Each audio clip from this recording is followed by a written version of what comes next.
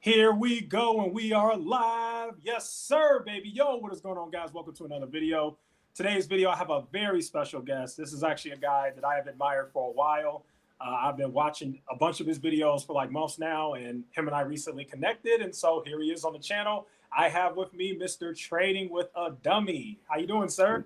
What's up, everyone? First of all, thank you so much. I'm a huge fan of yours. Believe it or not, it's funny because I know we talked about it before. You found me when I had less followers. I've been following you since you had like 500 followers just on my private account. So this is very interesting. How funny, coincidence, right? Yeah, absolutely hilarious, man. So yeah, we're here to have a conversation. I see people are not in yet. They'll probably trickle in. I don't think a notification went out, but that's okay. People will eventually trickle in. So They will. I'm gonna put something too on Instagram real quick. Tell people that we are live. yeah, matter of fact, hold So on. Let me just actually do that too, because that actually works. So yeah, for the one person in here, hiatus time. what's up, man or girl? I don't know. I don't want to get in trouble these days. Yeah, I see Shroom Nikki's in here. Yeah, hold on. I'm gonna put this on my Instagram. There's more people trickling. Let me check the audio too. The audio seems to be good. I see there's a comment there. Cedric, no, I was never on a live with Echoes. This is my first time. Yeah, he's talking about. I think he's talking about because I said confronting. Oh, okay. I think Oh, that's you what he's use talking about. those So use yeah, so those Cedric, that's words. just something that we say to like get people to click the video. It's Got you, not got you. anything bad. I absolutely love this guy. That's why he's on the Yeah, channel. no, it's funny because I did the JT, the Pocket Watcher video, and I was like exposing JT the Pocket Watcher, and Yeah, some people were already like, "Man, that dude's legit, man. Stop!" I'm like, "Yo, he's my homie." It's just a play with words, you know. He's always exposing people, so I was going to expose him by digging into his past and stuff. So absolutely. Yep. this is gonna I be see we have okay, Cedric said okay, so he understands. I see we got brother Capital Mindset in the building. What's up, man? I definitely want to get you on the channel soon too. Capital Mindset has an incredible channel, by the way.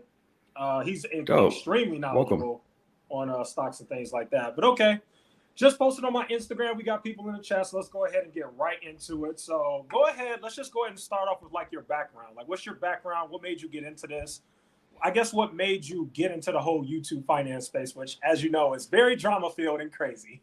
Yes, it is. All right. So, long story short, I'm initially from Germany.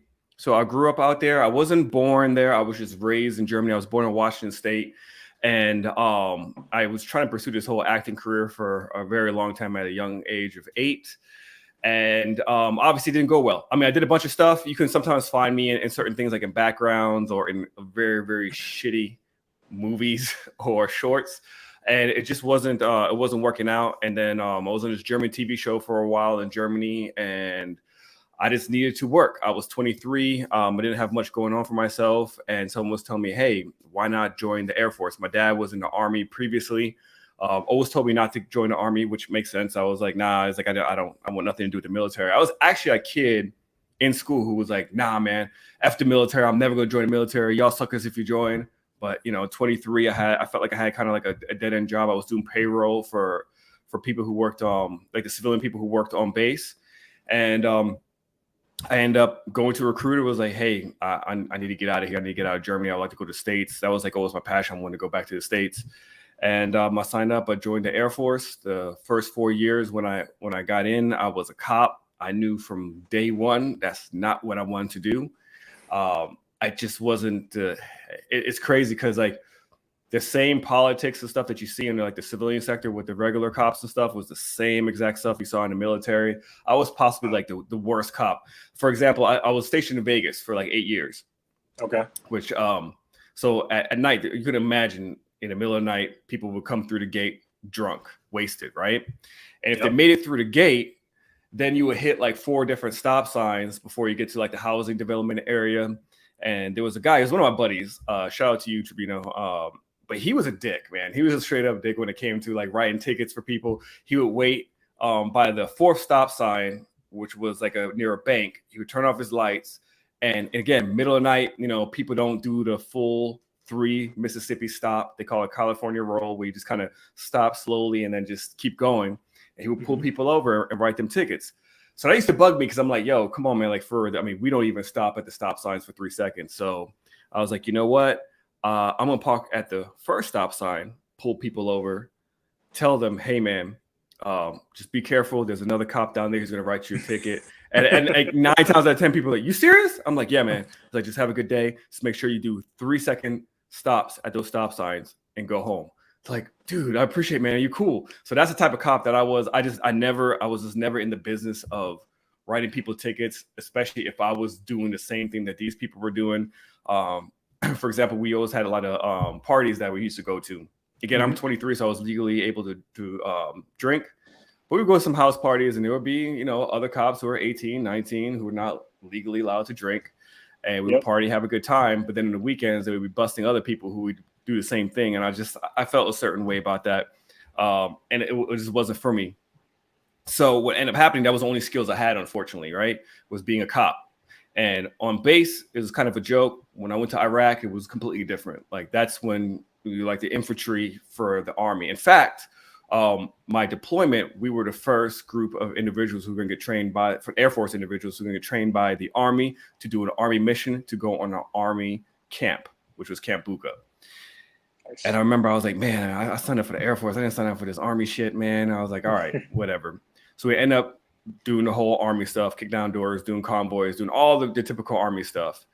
And it just wasn't for me. I knew I was like, this is not what I want to do. The experience was terrible. I didn't like how we treated some of the people over there, regardless if they're terrorists or not, because we were also it was also a prison area, a detention center. Sorry, detention center. That's the word they like to use, not prison, detention center, which is just basically a prison.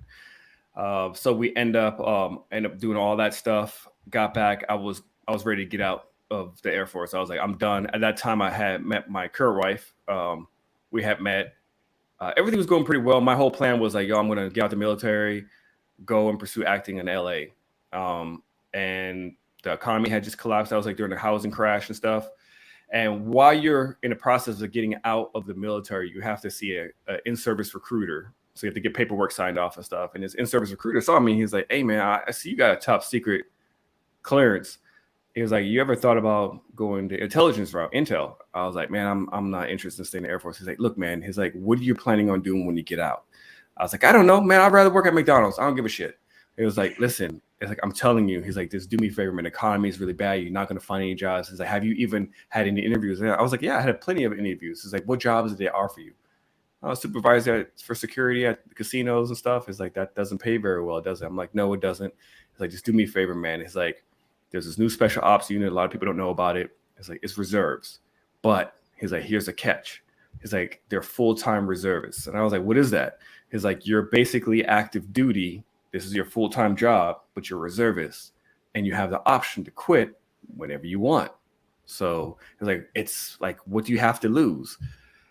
I was like, all right, how long is the tech school? It was like 7 months at that time, which is the training when they teach you how to, like, you know, be an intelligence agent. And I was like, all right, cool. I'll interview with them. I went in. I got interviewed. They loved me. They were like, look, we're a brand new unit. We do special ops missions. My first question was like, am I physically deploying again? Because I was like, I have no interest in deploying again. They're like, no. It's like, but we do work over there. But you get to go home every day. So I was like, all right, I'm a little interested. It's like, I'm telling you, there's like, you will love it here. I think you would be a great asset, whatever. So I signed up and I end up doing that for 15 years. So it was cool at the beginning. You know, we were going after some really high value targets. I'm talking about terrorists, people you've seen on TV. There's a lot of stuff that happened. Wow. Yeah, so I can't talk about everything, but it was a very cool mission. Even the training, going through intelligence school, it was really neat because you learn a bunch of different stuff. None of the stuff I really use at my actual job. So it's like you learn everything about like the CIA, FBI, all this other cool stuff. Depending on where you get assigned to is where you really learn your job. So I was with Special Ops RPA, which is those remote piloted aircrafts, the UAVs, the ones that drop bombs and stuff like that. So that's what I did. It was really cool at first. Things changed, I would say, around 2015, 2014. It turned a little bit into like the Wild Wild West. There was some stuff that I wasn't okay with morally. Some of the stuff that we did, I just wasn't cool with. So COVID ended up happening. Fast forward, I got a desk job actually out here in Orlando with another intelligence center, and wasn't doing the RPA stuff anymore. And at this point, I was just like a paper pusher. I was cool with it. I was high rank. I was like, it's a Monday through Friday gig, no more 24/7 ops. It was dope. It was cool. But I was still in a kill chain. And COVID happened. I couldn't do my job. And I stumbled upon, well, a couple months prior to that, maybe wind back, I had stumbled upon Earn Your Leisure, which was a podcast about financial literacy. I was like, oh, this is dope. These are people that look like me. I was like, they're talking about finance, they're talking about real estate. And I really wanted to get into the real estate game because I have a real estate photography business as well. I always had like that hustle and I turned it into an actual business. I did really well when I was up in Destin, Pensacola area. Then I moved to Orlando and I'm like a little fish in a big pond, but I was still making money. So I kept the business going. But I was like, you know what? It would be kind of dope if I was like a realtor and a photographer. I know how to do video editing. I know how to do Photoshop. I know how to do everything. I could be like the one-stop shop for everybody. So I started getting into the whole real estate game on Earn Your Leisure, but then the stock market stuff kind of attracted me. I was like, oh, like I could put this amount in and then I could make money. I was like, oh, that's interesting. So I would just do that a little bit. And then COVID happened. So once COVID happened, I couldn't go to my job and I had a lot of free time and I started studying the market. Literally, I would wake up in the morning. I would go through all the financials. I would watch the charts. I would listen to the news. I would learn. At that time, I was just investing. So I would just buy a few things here and there. Then another guy came on Earn Your Leisure. His name was Mark Monroe, who ended up starting the Come Up series. The guy just kind of, I related more to him because I was like, oh, this is like a nerdy black dude like me. He's like, he likes nerd stuff. And he seems to be really smart. And he talked about this option stuff. I was like, wait, so I could take this amount of money, this little bit amount of money, and I could make a lot of money off of it. I was like, okay. So I started doing options, and obviously this was during 2020. So anything you put your money in at that point was just going up. So and I was just killing it. I was killing my portfolio. I like tripled my portfolio. It was amazing. I was like, this is dope. This is great. Can't wait. And then it was time for me to go back to work, and I had gotten an offer at that time. One of my buddies hit me up. He was like, "Hey man, is like you interested in coming to Colorado?" I was like, "For what?" He's like, they have this head of education at the Air Force Reserve Command at headquarters. He's like, "Are you interested in doing it?" It's like I could put you in contact with the right people.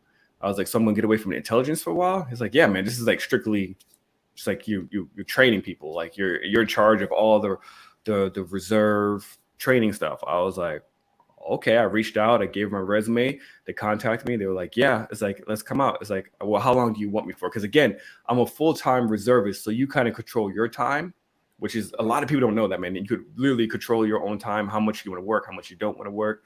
And I was like, I'll give you guys 6 months. I was like 6 months because I have to come back home. I'm not going to move to Colorado. And they were like, okay, we'll take 6 months. I talked to my wife and I was like, hey, babe. I was like, I think I could do this trading stuff. And I think I could do this investing stuff. It's like I spent like 6 months nonstop learning this stuff and I'm doing so well. And I just got into like futures as well during that time. I was like, I think if I go to Colorado, I'll be 3 hours behind.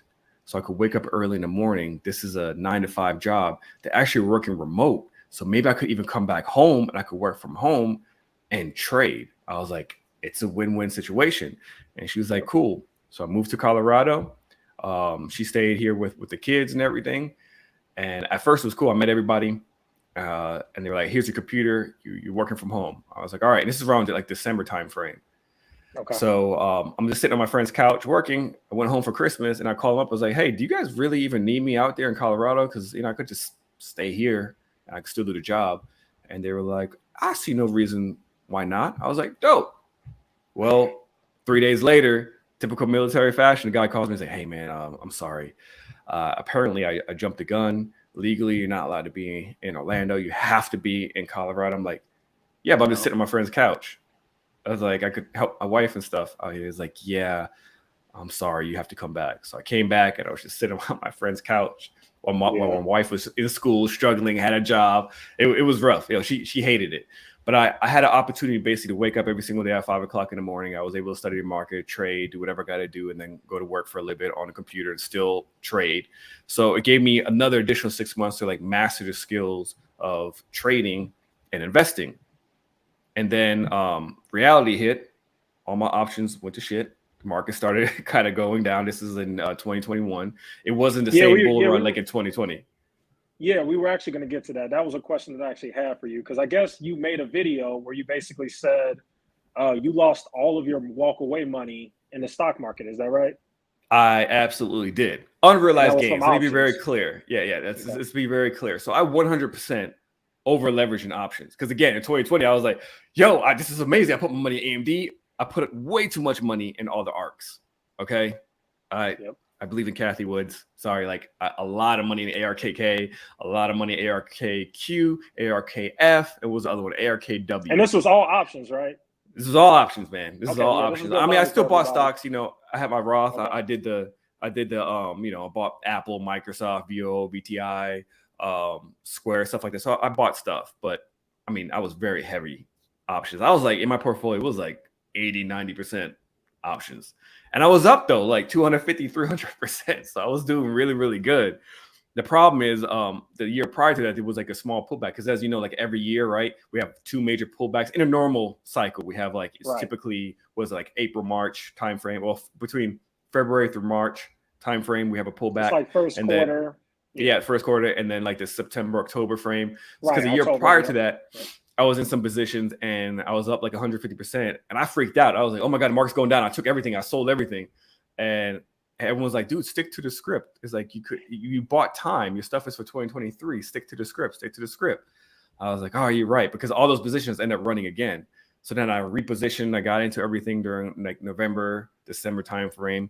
And then, the market just kind of took a downward turn. I kept telling myself, I got time. 2023. I don't need to exit. Don't freak out. I just saw my positions like literally like every day. It was like 350, 400% to like 200 and 150, 100. I'm like sticking to the plan. I'm sticking to the plan, man. I lost it all. I lost all my walk away money, man. And and that was the plan, but I didn't care. I was like, whatever. I was also really focused on futures at that time, but I was introduced to a shitty strategy that didn't work. And it wasn't that I wasn't dedicating my time. I did, but I was also losing money there. But I knew that I didn't want to go back to the intelligence career field. It was at that point I saw the light. I saw an opportunity to get out. We did reposition ourselves where our living expenses was really low. All our bills were paid off. I didn't have credit card loans, nothing. My mortgage was really low. Like we made sure, like I was like, yo, we're going to pay off everything while I'm in Colorado. You have a job, I got a job. We're going to double down on everything. I'm going to make sure that by the time this 6 months is done with this, at the headquarters in Colorado, I'm going to be a full-time trader. That's what I'm going to do. I got this. And also during that time is when I plan to do the Trading with a Dummy channel. Problem is, so I lost everything when it came to the unrealized gains. I came home and I was like, what am I going to do now? I was like, you know what? I believe in myself. I'm not going to go back. They asked me to come back. I was like, wait, hold on. So you lost all your money or you just lost like your walk away money? Or did you no, just the walk away money, just all the unrealized gains. Okay. So at that point, like, I didn't lose any of my personal money. It was all the money that I had made and just didn't exit out of these positions. Because eventually I did exit. I was like, okay, I need to, like, when it starts getting close to my personal money, I need to start pulling it out like now. So I pulled it out, I got back, and I so my wife, you know, we had a conversation and it was like, can we make this work where I don't have to keep doing my job? Because my wife always knew what I did for a living, but she didn't really know what I did for a living, right? I was never able to really open up about it and talk about it. There was a lot of stuff that was like internally with me. I was just always an angry dude. Like what people see on camera, like I'm happy, go lucky, goofy. That is part of my personality, but I get frustrated very easily. I have like somewhat of an anger issue, not like where I hit or punch anybody. I'm always angry inside. I just get really frustrated. And she knew that I didn't want to go back to do what I was doing for 15 years. So we agreed, you know what, screw it. I believe in you. Do your thing, boo. And that's what I'm saying. Like if y'all have a woman out there who believes in you, yo, stick with her. So I didn't go back. We were financially fine. I didn't go back. I said, forget it, walk away. I'm doing my thing. And I just went and I just traded options and futures for like 6 months until last year, December. The Army found my resume floating around somewhere and they called me up and they were like, hey, we're interested in you. Are you looking for work? I'm like, well, I mean, not really, but what you got? And they offered me like a significant amount of money that was like stupid not to take it. And I was like, well, what am I doing? It was like, well, I'm more like a consultant for the Army Futures Command, which is like, technology for futures and blah, blah, blah. And I was like, all right, well, it's like, I don't need this job because I trade and my living expenses are pretty low. I'm okay. Also, at that point, like I had a check that was coming in my business, everything. I have multiple streams of income. So I was like, good. But I was like, this would be nice to have like a guaranteed paycheck every single day. Because at that point, I wasn't consistently profitable as a trader. I'm still not. So just in case everyone's wondering, I am not a consistent profitable trader.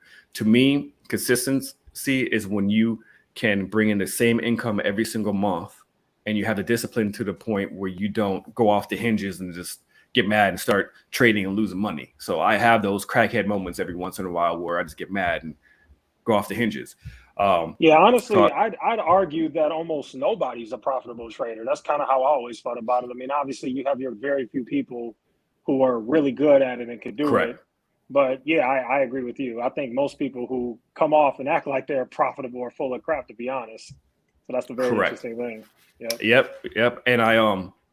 And at that point, I had also started trading with a dummy earlier that summer. So I was just doing YouTube videos and trading every single day. So life was good, but I also kind of felt lost. It was a weird transition because I went from doing real shit to being kind of a stay-at-home dad. It was really weird for me for a while. Took some adjustments, but then I kind of fell in a routine. But I was very much bored a lot of Yeah. times. I would do my YouTube videos and I would trade good days, bad days. My kids always knew like when I had a bad day, they're like, oh, he must have lost his trade. And I was like, yep. And I didn't want, and that's what I'm saying. Like I need to be able to control that type of attitude around the house and stuff. Yeah.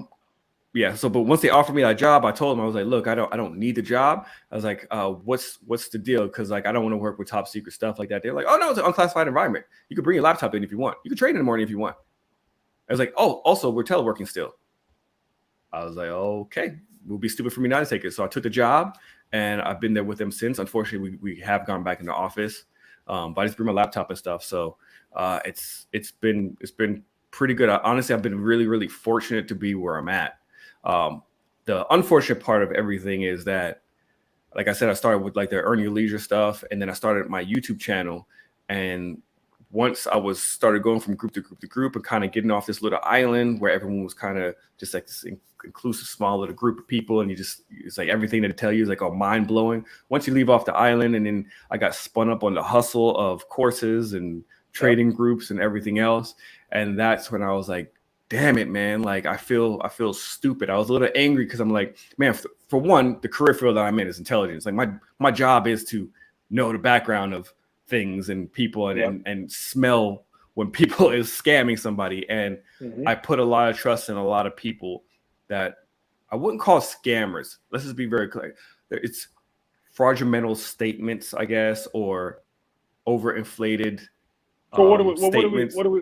yeah, what are we talking about? Because I know in your channel, a big reason why I found you is because you were kind of exposing those trading groups. And to be honest with you, I actually kind of think a lot of them are scammers. So I think what I would ask is, like, which exact groups were you in? If you can say it, if not, that's okay. And what I don't give a exactly shit were no they more. promising?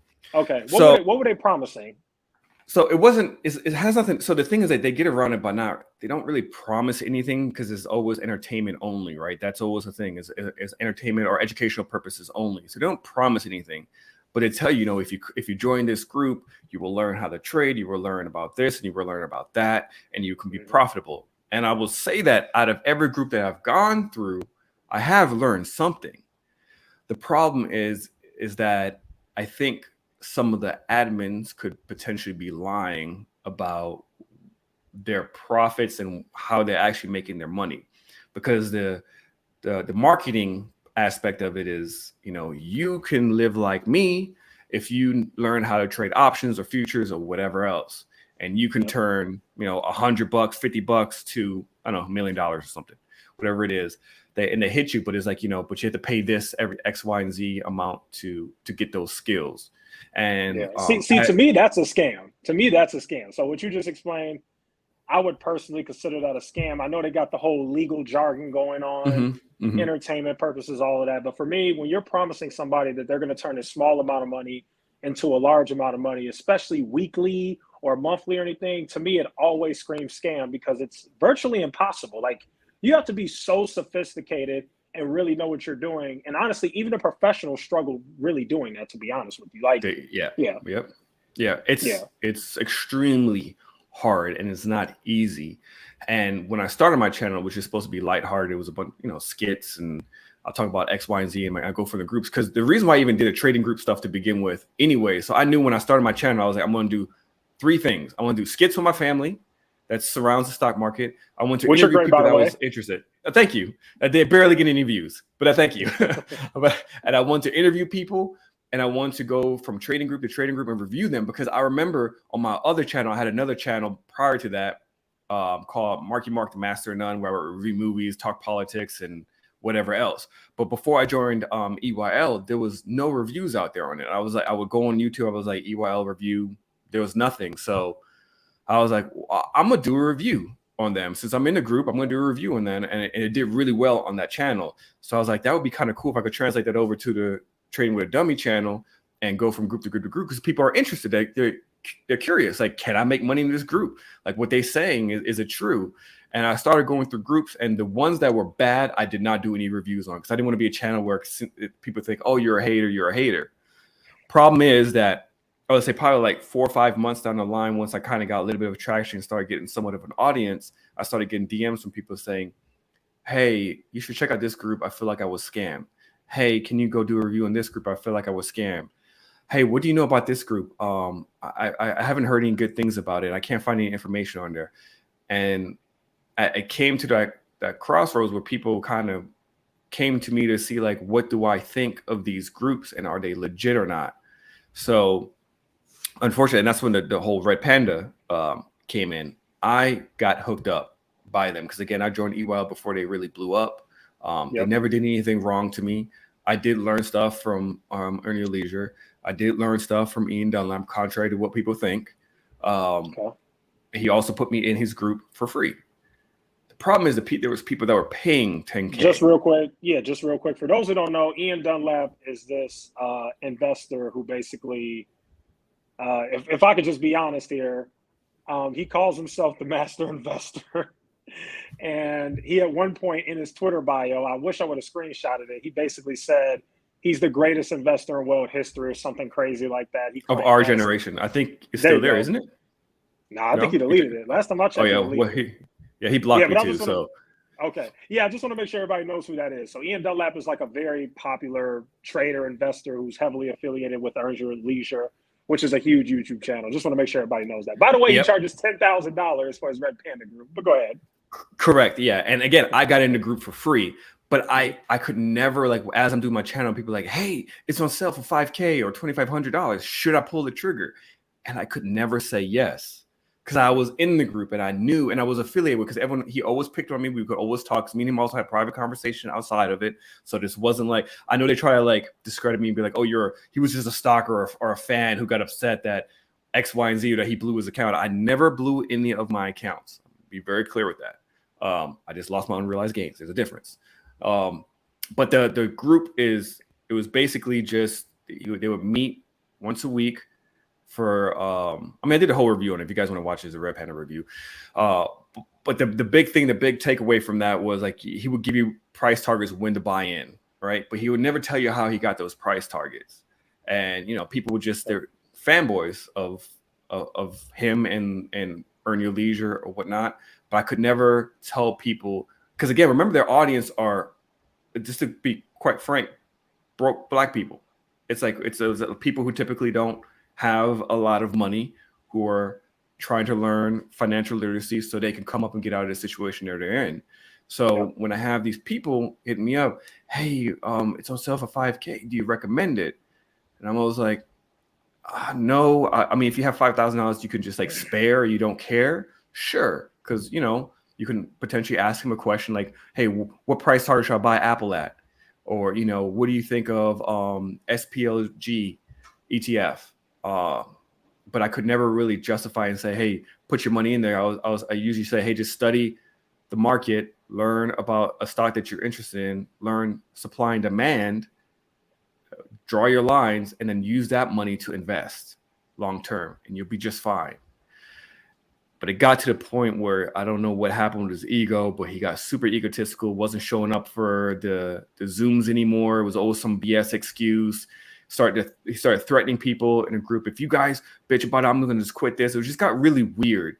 And then people kept asking me, yo, I paid for it. I'm not in a group. Or like, hey, did I miss something? I paid to be in a group when it was on sale. Am I missing something? Can you reach out to him? And that's why I was like, you know what, fuck it. December of last year, I was like, I'm going to just if I go in a group, I'm going to do the review, point blank, period. And I did that review, and that's where I got a lot of subscribers at that point. So nice. and they hate me now. Like, they used to love me, because that's the thing with Earn Your Leisure. I used to do these little small videos in their private Facebook group, and they'd be like, oh man, I love his transparency, man. Mark's cool, dude. I love his transparency. They loved me until I pointed a finger at them. And then it was like, oh, you're just a clout chaser. You a hater. You blew up your account. You're this and that. And you angered the cult. You angered the cult. I did. But surprising, when I did that review, so many people supported it. It was crazy. Like, you should see the comments. It was like 95% positive feedback. 5% of the fans who didn't even pay to be in Red Panda. There was a lot of people who feel like they got scammed, right? And again, I didn't really give like my personal opinion. It was more factual stuff. I used everything that you got from the group. That was my thing with the trading group review. I will give you the factual information. I show you what you get. And at the end, I'm like, this is my opinion. Do I think it's worth it? Yes or no? That's really what it was. And that review, I was like, I don't think it was worth it. That pissed them off. They even did an episode like the following week, because then I ended up going on JT the Pocket Watcher because he saw it and he invited me to come on the show. And I wasn't sure if I wanted to at first, because, he does expose videos, and I don't want to be known as a guy who's like exposing people, because that's not what my channel is. But I took the opportunity and I went on his channel. And then that following Monday, they end up mentioning me on their show, Market Mondays. And Ian went a whole year back. And one of our like voicemail conversations. Yep, he played a voicemail to me. And I was like, okay, that's what we're doing now. That's cool. You're trying to discredit me. Because everything I said on there is true. That was a person who was brand new to investing, who didn't know better. Yeah, you were new, right? Exactly. I was brand new. I was like, oh my God, what? I buy Apple and I hold it and it'll make money? Oh my God. Yeah. But I'm not that guy anymore. I learned. I caught on and hustled. You woke up, you figured out that the guy doesn't know what he's doing, doesn't know what he's talking about. And let me just say this one thing about Ian Dunlap. So, me, on this channel, we expose. You don't give a shit. Right. We expose scammers and liars. And I'm here to tell everybody right now that Ian Dunlap is absolutely full of crap. His information is basic. If you really know what you're doing about stocks and you watch him, you're like, holy cow, this is all extremely basic information. The whole 2 tech and 2 index and all that foolishness. And honestly, I absolutely agree with you. The guy has a ridiculous ego, which I don't understand how people haven't caught on to it yet. Because just the random rants he goes on Market Mondays, it got so bad I couldn't even watch it anymore. Like, I used to watch Earn Your Leisure on Market Mondays just as something to watch. I thought the information was decent. It was okay. Sometimes I learned something. But then this guy just comes on with these crazy rants, and it's like, okay, this guy must be stopped. And I'm glad you brought this guy up, because I might have to make a video about him, because he's very problematic. But in my personal opinion, I do think he's a scammer 100%. I really do. And I do not think he knows much about stocks, and I think you just proved it, because he gives you these stocks and tells you where to buy it, but he doesn't explain how or why or anything like that. And I bet you if you look into his group, he has more losses than he does wins, like most of these grifters. Well, yeah, because the price targets that he called out, because again, and this is the one thing I also caught on, which really started pissing me off, and the reason why I ended up doing the Red Panda, because they're signed under Charlemagne in UTA, and so they have like a relationship with Charlemagne the God. But really, the Black I listened. The black guy from Charlemagne the God. Right, but he has something Breakfast called the Black Effect podcast, and like all these groups are under it. Is that it? Yeah, I think so. Yeah, it is. Yep. Okay. So I don't know what the name of his actual company is. I just know that they're signed. But there was I listened to Charlemagne the God a lot, as well as Andrew Schultz, and at one point there was like a ad where Charlemagne was like, my guy Ian Dunlap, like this guy knows everything. You can sign up for Red Panda at redpanda.com. It's like, this brother, let me tell you, he just told me the other weekend to buy Square, and I'm already up 6 figures. It's amazing. And I was like, wait.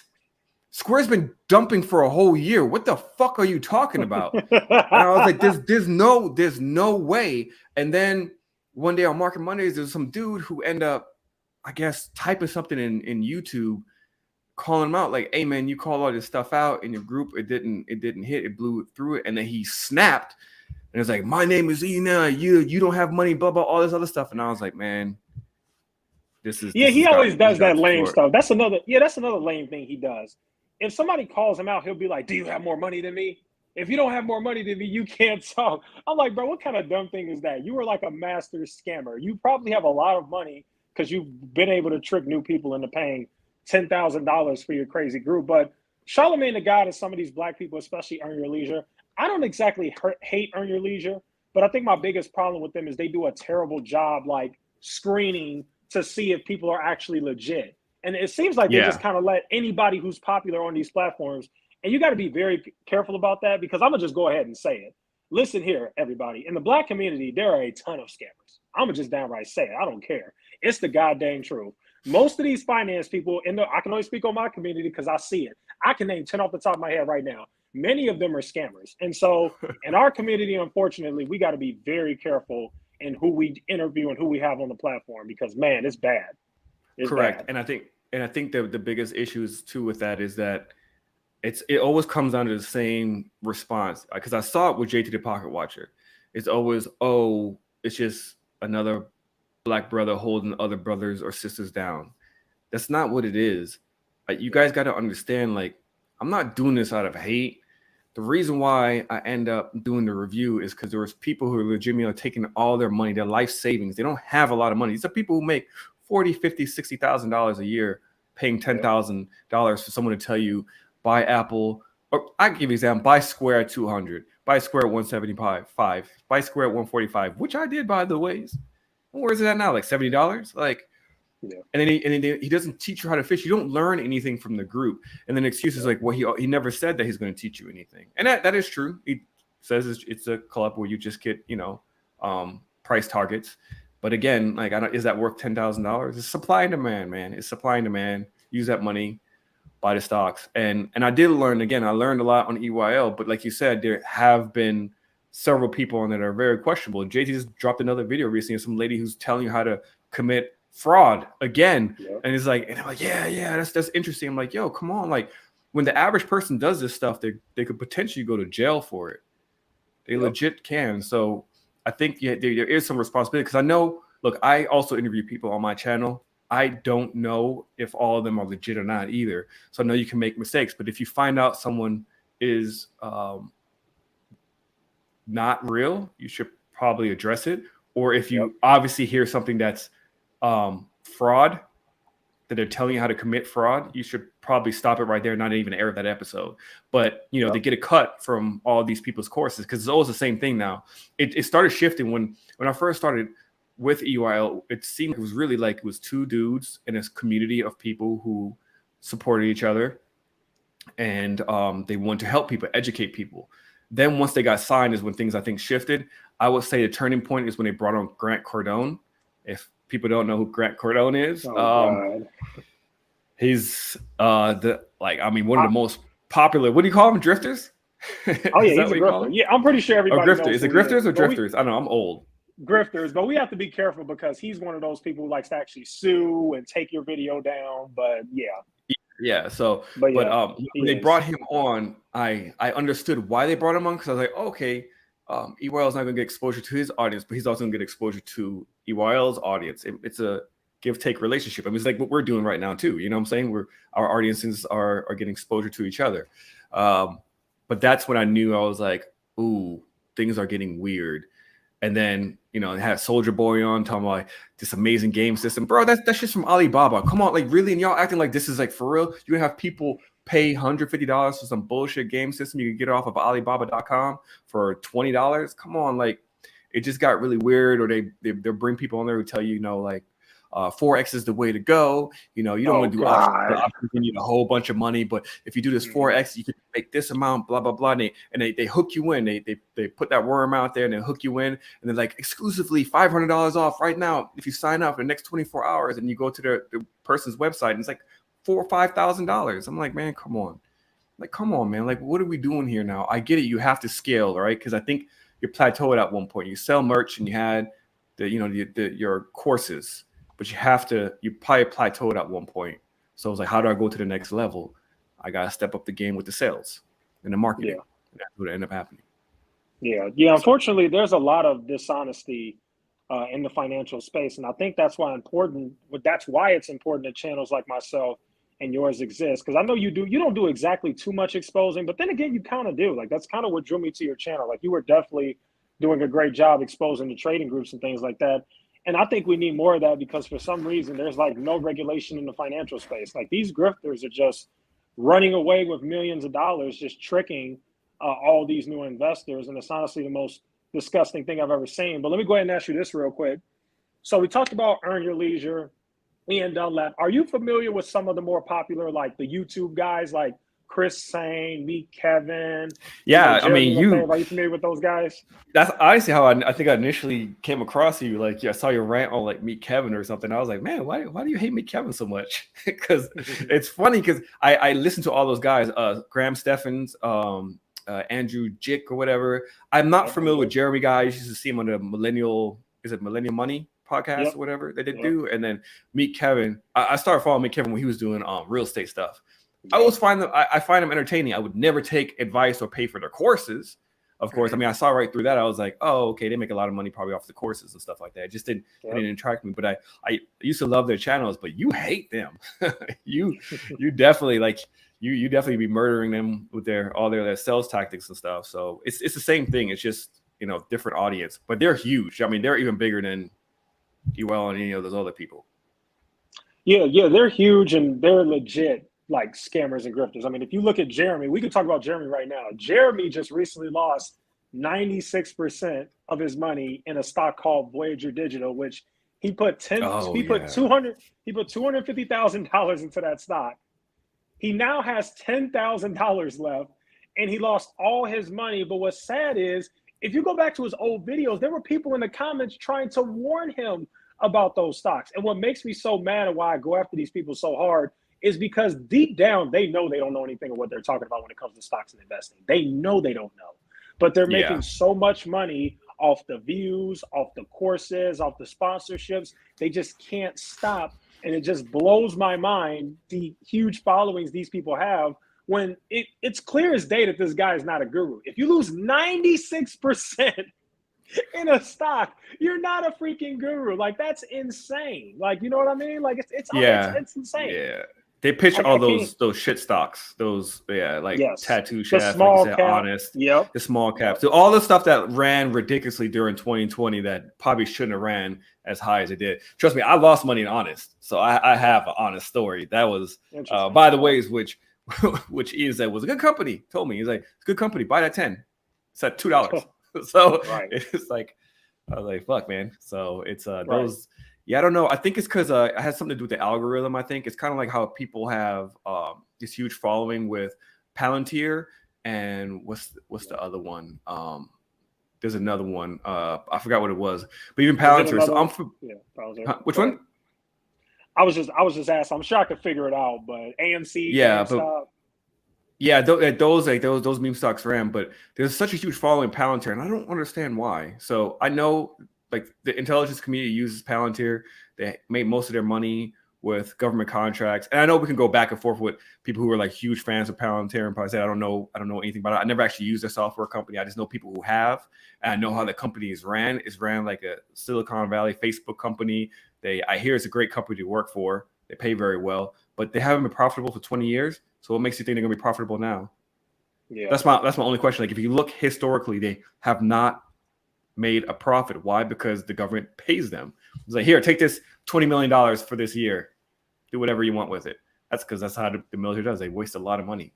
So I'm shocked. I know they expanded and they have like private sector companies now, but I don't see why people are putting their life savings in Palantir. I would definitely buy it at like $4 or $5 though, which I think it did reach at one point, but I just missed it. That's like a quick flip. Yeah, what blows my mind about people buying Palantir is one of the main rules of investing is you never buy things that you don't understand. And I know for a fact that like 90% of the people buying that company don't even understand what they do. Now, I know you do Yeah. because you're actually in that industry, you're in that field kind of, but it just blows my mind to people how this weird stock with this weird CEO has formed such a cult over it. And I think you're Hmm. absolutely right. For some reason, the YouTube algorithm recommends this stuff. And I think the reason why is because it's built such a huge following. I think YouTube is like, hey, this is what gets the views. So here you go. You know, it's like YouTube kind of giving people what they want. But yeah, it's extremely dangerous. And what blows my mind is how it's 2022. We're in an obvious bear market. Half these stocks have crashed. And these YouTubers are still just as popular and strong as they were in 2021. It's the craziest thing I've ever seen. It's like a Definitely. legit cult, man. Yeah, I think they've lost some following though. I've seen it across the board, even on Yeah, you're right. like the shows I watch, like even within like the Black community, like the Come Up series, EYL, like a lot of those shows have lost viewership. Even on my channel, I could tell too, I've lost some viewership. People are not interested in finance as much anymore because they lost so much money. And I think a lot of people over leverage and put their money in some of the wrong assets. I mean, look at Bitcoin. How many people were saying that Bitcoin was going to go to 100K by last year? And look at Yep. where it's at now, you know, and then when it dropped to 40K, it's on sale. It's time to buy. Yeah, And it's like, yeah. where's it at now? Is it under 20 still, or is it above? I didn't even look. It's above now, but I can't. I'm going to be very interested to see what people say when Bitcoin goes to 10K because I strongly think it will.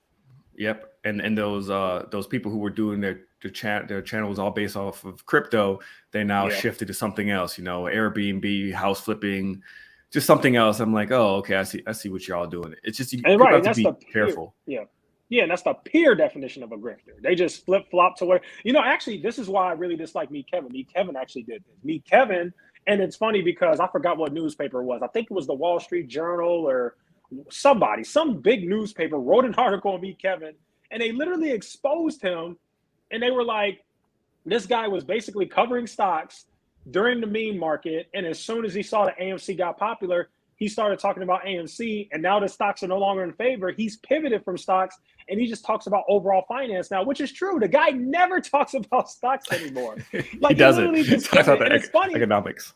Right. And it's funny because just like you said, you were watching him back when he was watching, when he was talking about real estate. The Mhm. article covered how basically he went from real estate, he saw that stocks were popular, and he just pivoted to that. And the article basically explained that his business is literally YouTube. It's getting views. He's not here to help you. He's not here to help you rich. The guy is running a business, and the business is centered around getting views and getting course members. That's all it is. And you got to be careful with people like that. They're dangerous.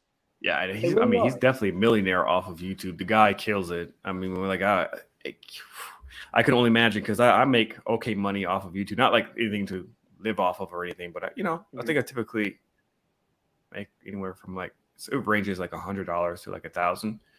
So I can only imagine with him, who's got like over millions of followers. That dude's probably killing it like crazy. So Yeah, it's frustrating for sure to see that they give bad advice out there just for viewership and clicks, and it's sad because I see other people there. Like I love your YouTube channel because you're very honest and you give factual information, which I love. There's another guy appreciate named like that. Chris Norland that I will also watch. I came across him like maybe a month ago as well, and he gives a Okay. bunch of great data as well. But he says the same thing as like YouTube won't recommend me because I'm talking about safe stocks. I'm not talking about Yeah. these, pump and dumps or these penny stocks or these Yeah. shitty growth stocks, So it's crazy how the YouTube algorithm works, but that's what Yeah, people you're like, right. Yeah. because we're Yeah. in this weird society. It's all about let me become a millionaire now because you see so many of them on YouTube, which by the way is a lot of them are fraud. Um, we see people in the Lamborghinis and nice mansions and smoking cigars talking about, you can make X, Y, and Z on the beach with this laptop. And people fall for it. I don't know why, but people fall for it. Look, I fell for it too on the beginning stages where it's like, I can't believe this. I should pay for this course. I should pay for this and that. Yeah. And you just kind of smarten up once you get into it, I think. You know what I think it is? I think these people take advantage because I think everybody kind of wants to be financially free, right? Like Mm-hmm. technically, nobody wants to work a job for the most part unless you absolutely love your job. Like everybody wants to be in a position where they can essentially make money, have a purpose, but still do whatever they want. And I think that these YouTubers and these grifters really prey on that. I think they prey on people's emotions and honestly people's like desperation kind of, or just feeling of hopelessness. That's really what I think is happening. And unfortunately, there are some people out there who do a very good job of that. And I definitely think that Meet Kevin is one of them for sure. Yeah, yeah, he's pretty. Did you ever pay for their courses or anything? Did you ever get into that? Yeah, no, never. I thought about it. I thought about paying for Meet Kevin's course, but then I thought, I'm like, man, that might backfire. But I'm not saying I thought about paying for it back when I was actually a fan of his channel. I thought about paying for it like a month ago, just so I could go and review it and see what's going on and just kind of critique it. But then I'm thinking like, nah, this guy might sue the crap out of me if I do that or something, because he knows that I basically, don't like him or anything like that. But no, when I was new, I never got into the whole course thing. But I also started back when there wasn't all of this YouTube. Like I started investing in 2017 when I was in college. The only person I remember, matter of fact, finance YouTube was considered so boring and got such less views. These people back in the day used to have to pay for ads to get you to watch their YouTube videos. I remember that. I remember back in the day. Yeah, the only person I remember who was big was really Graham Steffens. That's really it. There was also another guy. There was this Asian guy too, but I can't remember his name. But he was big too. And it was really only like two guys that were really big. And everybody else, it was just like all these random people who would pay for ads on YouTube for you to go watch their channel. So honestly, when I first started, there was barely anything on YouTube. Like you had to do it the old school, boring way. You had to go read a book. You had to go speak to your professor in the business hall or something. Because I remember I used to go to the business hall and have conversations with like the professors and stuff, even though I wasn't in that major, just because I was interested in it. But yeah, man, it's crazy now. There's a ton of information, and some of it's good. Don't get me wrong, but unfortunately, a lot of it's bad. And yeah. Crazy. Yeah, it's funny. Someone said I blame Ty Lopez because Ty Lopez was like the master at those ads. Remember, like in my he was one of them. It was in my garage. Yeah, he. That was like the first person. I remember I started doing like a background check on that guy. I was like, oh, okay, this is where he really makes his money off of. It's crazy. Yeah, it's the 2020 is what would really change the game for a lot of people, for the better or for worse. Right? It got people interested in finance and changing their lifestyle around financial literacy and everything else. But at the same time, there are all these like grifters that you talk about that came to the forefront and are taking advantage of people who don't have a lot of money. Because if you really think about it, what type of people really pay for these courses and invest into these groups? It's people who are trying to come up, right? You're not going to see a millionaire who's going to listen to Jeremy or Meet Kevin. They probably sit there and it's like, what a fucking idiot. Like idiot, yeah. Who listens to these people, So it's people who are in desperation, who need money. And that's why I like your channel, because you call these people out, but you also talk about finance and the news. Like I watch you and Chris Nolan almost every day for the news, but there's so many other channels out there that provide really good information and people just don't know about them. They just don't know about them. And I really think it's the algorithm, because it's just not pushing those shit stocks, what's popular. People just want to hear the Palantirs, the Beyond Meats, which I don't know if it's a good company or not. I never looked into Beyond Meat. I just know that it also tanked. But the Tattoo Chef, Honest, all those people want to hear about those. Dogecoin. That's what they want to hear. The Dogecoin millionaire. I mean, the guy literally blew up, investing his life savings like an idiot into Dogecoin. Which, hey, it worked out. It worked out for him. But he didn't exit, from my understanding. I was going to say, did it work out? Because he didn't take his money like an idiot. Yeah, but it kind of did work out for him, because he's more popular than ever. His YouTube channel skyrocketed, and people are paying to interview him. So I'm sure he's got over $1 million now at this point, from just engagements and stuff that he can go to, and people paying him for stuff. So, but those are the minority. You're not going to be that person. It's the same thing like with these trading groups. I try to tell people, when you get into the group, all you're gonna see is I made this X, Y, Z, 100%, blah blah blah. You're not gonna see the other 90% of people who lost, because they're not gonna put their losses in there. And that's one of the things why I started doing on my Instagram. I would talk more about my losses than my wins. I don't like to brag. I don't always go and be like, oh, I told you guys this, or I did this, or I did this play, or I live in this nice house. I'm a high value man. None of that shit. I don't do any of that. For what? Especially during a bear market where people have lost so much money, and they're still losing money. I mean, every single time when there's like a small little rally, there's some YouTuber out there saying, the recession's over. It's time to buy the dip. Stock and yeah. I don't even know who that guy is, but I went on his channel and I saw that he's got also like almost 1 million followers or something like that, right? Yeah, he's got like 500,000. It's crazy. Yeah, it's ridiculous. People There's just have to so be many of smarter, them, man. man. Yeah. There's so Yeah, many of them, man. And you know what's crazy? I'm starting to venture into the crypto world too, and I'm thinking about exposing some of the crypto ones. There's even more of these guys in crypto. There's like 10x the amount of grifters in crypto as there are in stocks. It's actually yeah, insane. I couldn't believe what I saw. It's like, wow. But yeah. It puts CoffeeZilla in business. You know, his YouTube channel. That's all it is. Every day is like some other crypto scam. I'm like, man, yeah. these people definitely take advantage of that. And that's another thing with the crypto scam. So funny story. I could tell you about that one. I went to the EYL Invest Fest, and who was it? It was Jim Jones who was on stage.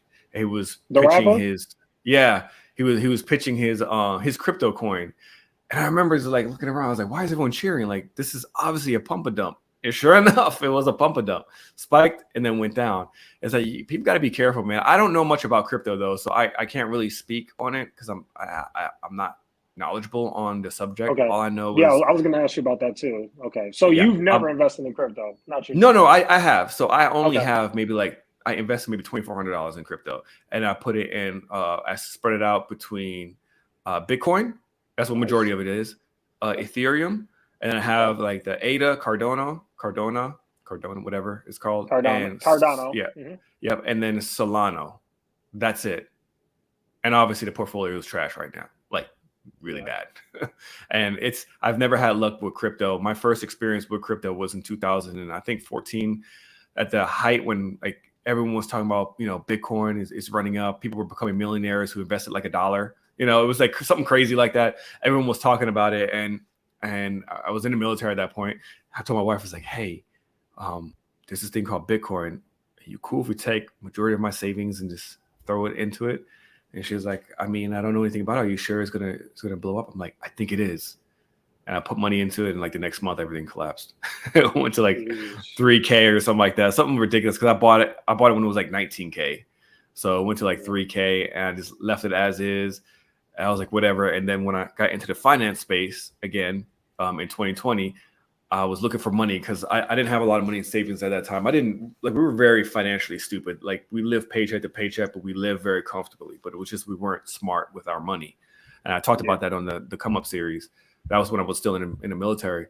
But I was trying to find places to grab money, and I was like, oh, I have money in Coinbase. I opened it up, and I sold all my Bitcoin to buy Apple. And like the next month, that shit ran to like crazy. It just took off, and I was like, damn it. Like I held this shit for all these years, and now it just ran off. Yeah. So, and then I That's got back crazy. into it again, 2021. I introduced my buddy to options, and he just kept doing crypto. He's like, dude, it's like I invested $1,000. It's not $4,000. It's like you're missing the boat. You're missing the boat. And my phone was like, I don't want to mess with crypto. And I was like, all right, cool. I put $2,400 in, and the very next day is when Elon Musk tweets about something. I forgot what it was, and the crypto just tanked. So I just left it in there, and it's just been where it's at now. So it's trash. It is what it is. So I Yeah, don't. so it sounds like crypto just hasn't worked for you, and sometimes it happens, No, man. no. Sometimes Like there's some stocks in the stock market that are like on my ban list because for some reason, every time I buy them, they just don't go well. You know, like I've had a few companies where that's happened. which ones? Like PayPal. PayPal is one of them. Yeah, Yeah, I PayPal. think. PayPal is one of those stocks where I mean, obviously it's my fault. Like I bought it too high, Mm-hmm. but PayPal definitely hurt me and cost me some money. PayPal was probably my biggest L that I can think of. Square's Probably mine. had more, but that's the only one I can think. Okay, Square, yeah, Yeah, yeah. Square's mine. PayPal's probably my biggest one. PayPal's at the point where I'm just like scarred. It's like even though it's kind of at a more fair valuation right now, I'm just like, Yeah, nah, I'm good. I'm good on that. You know, it's like I don't even want to buy that stock anymore. So yeah. Who would have thought, man? I actually bought Square initially. That was like one of my very first investments in early 2010ish or something. Whenever it was like $20-$30, I had bought $500 worth of shares, and I sold it at when it reached 120. And then I had regretted it because it ended up going up to like past 200. And I was like, man, once it comes down again, I'm going to start buying it. And, you know, you get those calls, you know, $200 is a good price to buy it at 175, 145, 135. And then I just stopped at that point. I was like, this is just hurting buying the downtrend.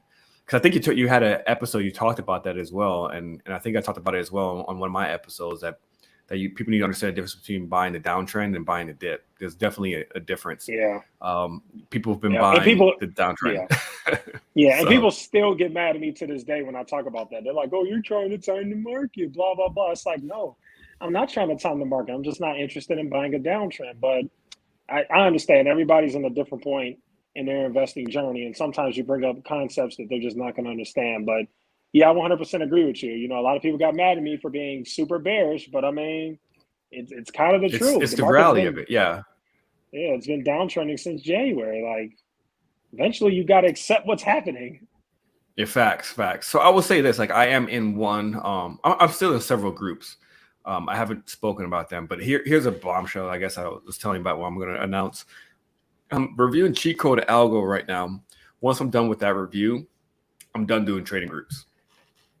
I'm done reviewing trading groups because at this point they're all kind of the same, and I think if I've done enough videos for people to understand, and you've done enough videos where if you're still signing up for X, Y, and Z group and you're not making money, that's on you. It really is on you. I mean, some groups do provide great information and do a great job. There's like traded decoded. I mean, that one, and that one's pretty good, but it's $10. What's $10? You know what I mean? Right. Like that's Yeah. $10, and the guy literally cares, and he has like sessions and lessons. You know, my mentor, which my homie, which I do my podcast with, shameless plug, Money Market Truths. You guys should follow it. He has his own club, but he also there's a difference between these people where all these other groups sometimes it's just kind of like a quick money grab. I can tell you one that was funny. I was about to start reviewing. It was called Hustle 2.0. Someone hit me up on Twitter, was like, hey man, can you review Hustle 2.0? Have you heard about that one? No, I haven't. Dude, I was about to sign up. I was like, let me look and see who this admin is. Look at the admin, dude. He just got arrested for freaking human trafficking. I was like, what is going on? It was some kickboxer. I forgot his name. Tate something. Oh, Tate. Andrew Tate. Yeah, I know Andrew Tate is. Yes, man. I like I had no idea who that guy was. Oh yeah, man, I do not know Andrew Tate. I had no idea who that guy was. They recommended. It was like, hey man, can you check this group out? I think it might be a good group. I was like, all right. I was about to pay that $45. Just Google the guy. I was like, oh hell no, man. Hell no. So it's that, yeah, because I heard Andrew Tate was involved in some trading group or some crap. No, he doesn't man, know what he's talking about either. He's very entertaining, man. but yeah, that's he says crazy. Controversial stuff. But yeah, he runs a cam girl business in Romania, which the reason why he's in Romania is because the laws and legality over there it's very gray, and you could buy off a lot of people. I've been in Romania. Let me tell you, you could live like a king over there for little money. So you don't need a lot of money to live like a king out there. So that's the reason why he has that lifestyle that he has. And again, he's got cam girls, and he got caught up in some human trafficking. I heard the charges were dropped. That's the word on the street. Right. Yeah, no, but the fact that I was like, man, I thought this guy is trading. Nope, he's doing cam girls. So it's shit like that. What up, Tim? See one of my homies in the room. What's good, man? So yeah, it's a lot of scammers out here, man. It's absolutely insane. But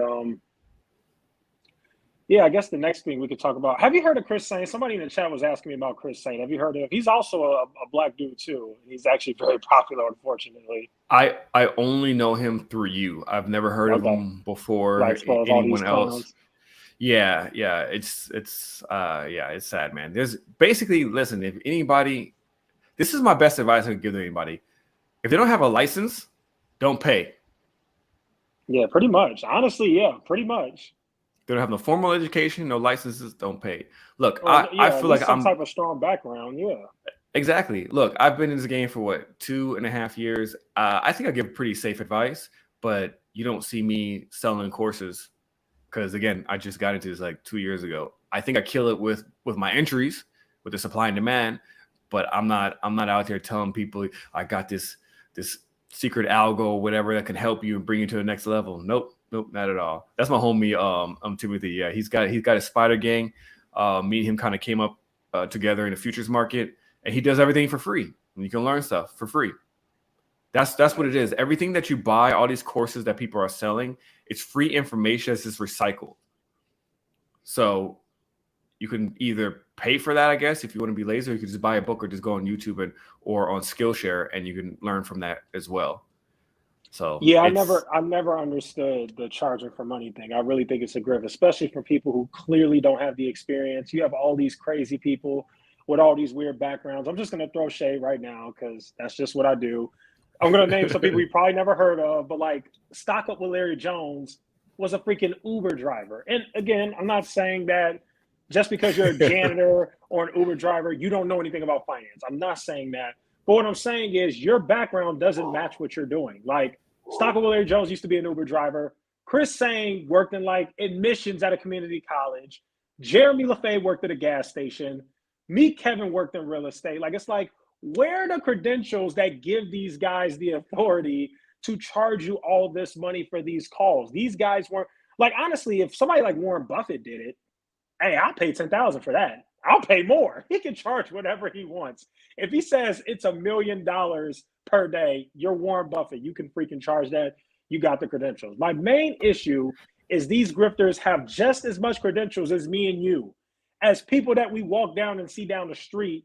But because they're charismatic, they're entertaining, they built a large following. That's essentially what they feel qualifies them to do it. And to me, it's just the most disgusting thing ever.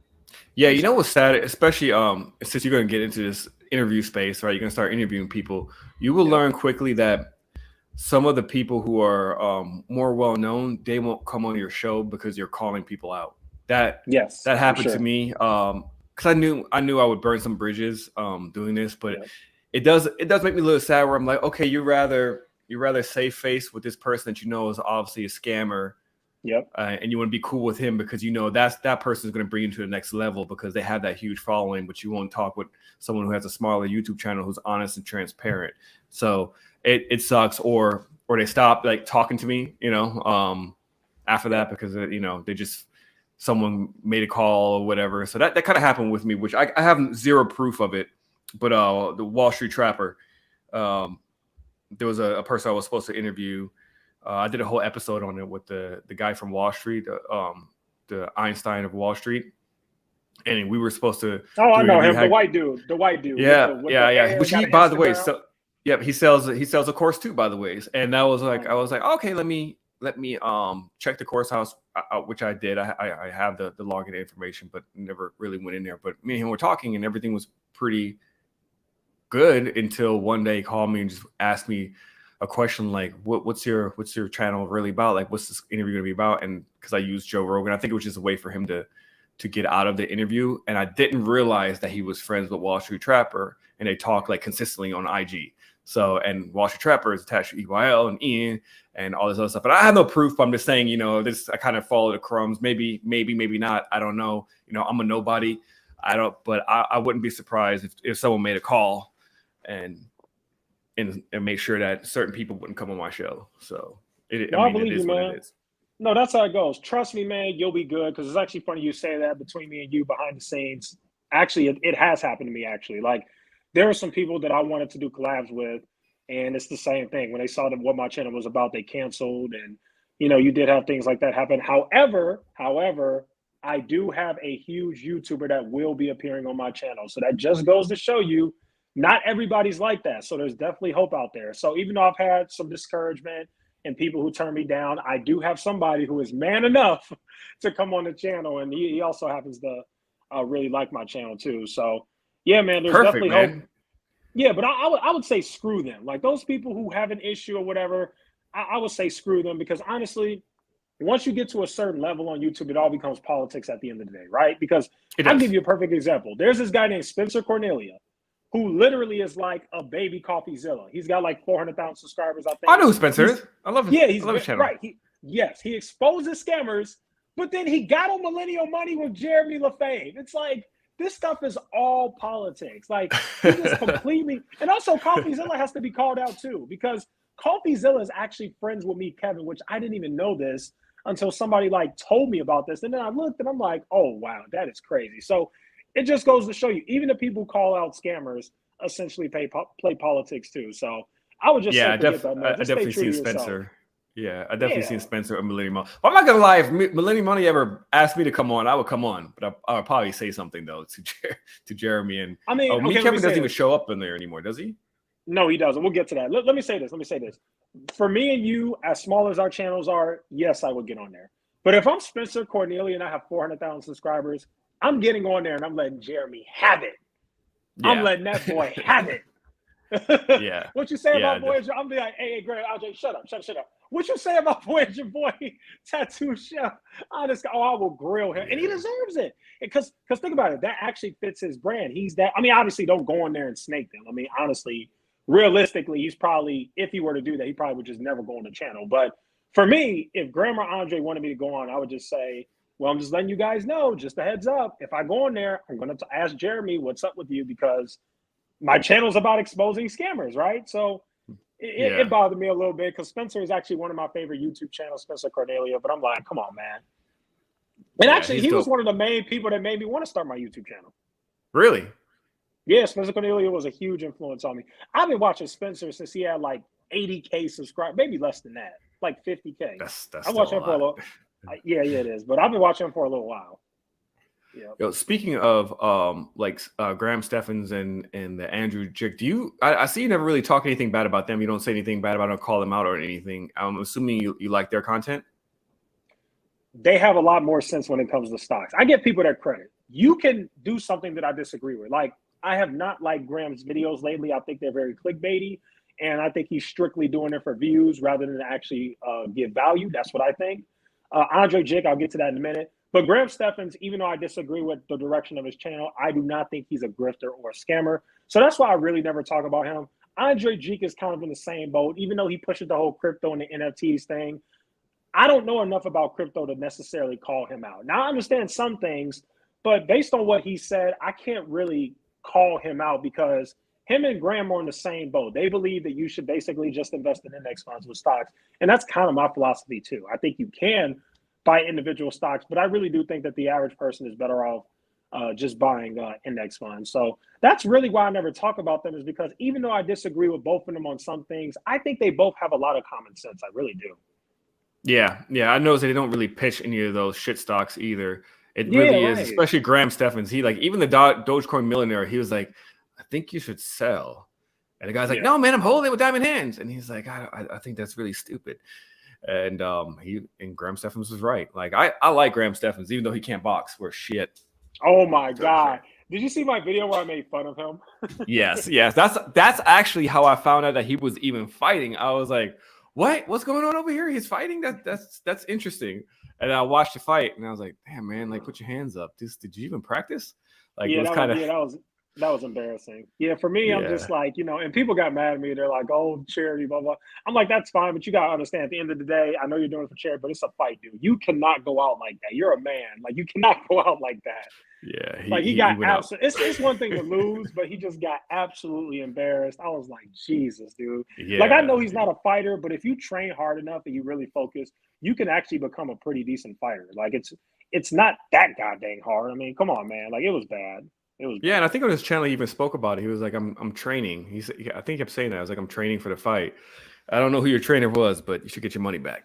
Because there was no boxing moves in there whatsoever. So he was just. I said the same thing, man. I said the same thing throughout the fight. I'm like, Graham, put your hands up.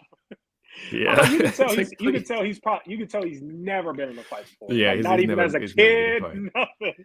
Yeah, Put your freaking hands up. It's crazy. Yo, so I have some questions for you. You have another YouTube channel as well where you talk about politics and stuff like that. And I recently found out that I did, but I'm changing it. But go ahead. You're changing it? You're going to get rid of it? I'm changing it. Yeah, it was the Echoes Above show, but I decided to change. I'm just going to make that the Clips channel. So, like, for example, this interview, all the clips will be posted on that channel. But go ahead. You can still ask your question. I'm sorry. No, because I think we should talk about it. I told you, I texted you. I was like, we should talk about the Roe v. Wade. I saw you make a post about it earlier today, which I did as well early this morning. The minute I was at work, literally, and the email came in, and it was like, it was overturned. I was like, what? I was like, this is clickbait? I looked it up, and I was like, oh, this was really unexpected. I did not see that coming whatsoever. And then immediately I was like, let me go on Twitter and see what everyone's talking about. And everyone's outraged and, women's rights and all this other stuff. So I had made this video and I got a response. And then on my way home, I saw that you made a video as well. So what's if people haven't watched it, what's your thoughts on it? Sure. So I won't get into like my personal beliefs because it'll just cause too much division. But what I will say is there's a lot of like misinformation about it. And I definitely made sure to correct that in my video. What basically is happening, and this is coming from a person who used to work in this field, so obviously it's a huge issue in the political realm, but basically they're giving power to the state. So it's not like they just outlawed it completely all over the world. Like that's not what happened. They made it unconstitutional. They ruled that the Constitution does not support this, which means that it is now up to the states to do this. So, for example, I live in Illinois. I actually have people texting me like, "Oh my God, I can't get abortion." I'm like, "Calm down." Illinois passed a law on that years ago. Illinois already legalized abortion. You're fine. You over here on social media like, "Oh man, I hate Illinois." But like, calm down, So I just want to make sure people have the right information, regardless of what side you're on. Don't come out here talking crazy like, "Oh, the Supreme Court's the worst people in the world. They're doing this." Blah, blah. Like, let's just calm down. I feel like there's too much extremism in politics, and that's really what made me leave. Honestly, like it's just too much extremism. It really is. It definitely is, especially when it comes to psychological warfare. Was like I was really good at that stuff within the military, and I saw that ramp up quite a bit once Trump got elected. I've noticed that started it all. It just like really ramped because the news outlets have always been kind of biased, right? You cater towards your audience because again they make their money off of advertisements and etc. But it like went to a whole nother level because he was so divisive, right? Trump was so divisive that they knew that if you say this or say that, regardless of good, bad, ugly, like I worked under Bush, Obama, Trump, and Biden, right? And I've seen the shift in the news reporting, and it was very interesting because when that Roe v. Wade was overturned, the first thing I did was I made a post about it. Then I did a video. I don't know if it ever even came out or not on IG, but I was trying to explain to the same thing that you were saying. It's like everyone just calm down. All right, calm down. This does not mean that abortions are banned throughout the entire United States. Because even my oldest son, he's kind of trying to get into politics. He came downstairs. He's like, did you hear about Roe v. Wade? It's like it's banned in America. I was like, no. Let me explain to you what's actually happening. Yep. And just so everyone knows, I am 100% pro-choice. But when this happened, I was trying to explain. I was like, this does not mean that abortions are illegal. If you're in a predominantly liberal state, you're fine. If you're in a predominantly conservative state, you're fine because you most likely lean towards, pro-life. And then other states will probably have somewhat of the same laws that they have now, X, Y, and Z, where you can't get abortions beyond 16 weeks, 12 weeks, 26 weeks, whatever it is. They're probably going to keep those if they have like a mixed and diverse political affiliations. The problem is that the media now wants to feed you the wrong information by saying, it's banned, but that's all it is. It went back to the state level.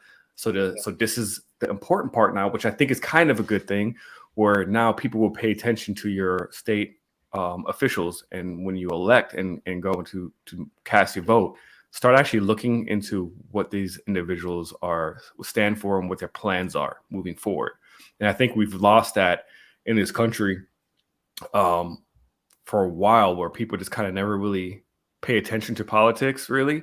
Obama was elected, and let's just be real, majority of people voted for him because he was the very first Black president, and he got a lot of votes from that. And if you even look at the statistics, I mean, he got majority of the white votes anyways, right? A lot of white females was, I think, what he pretty much got.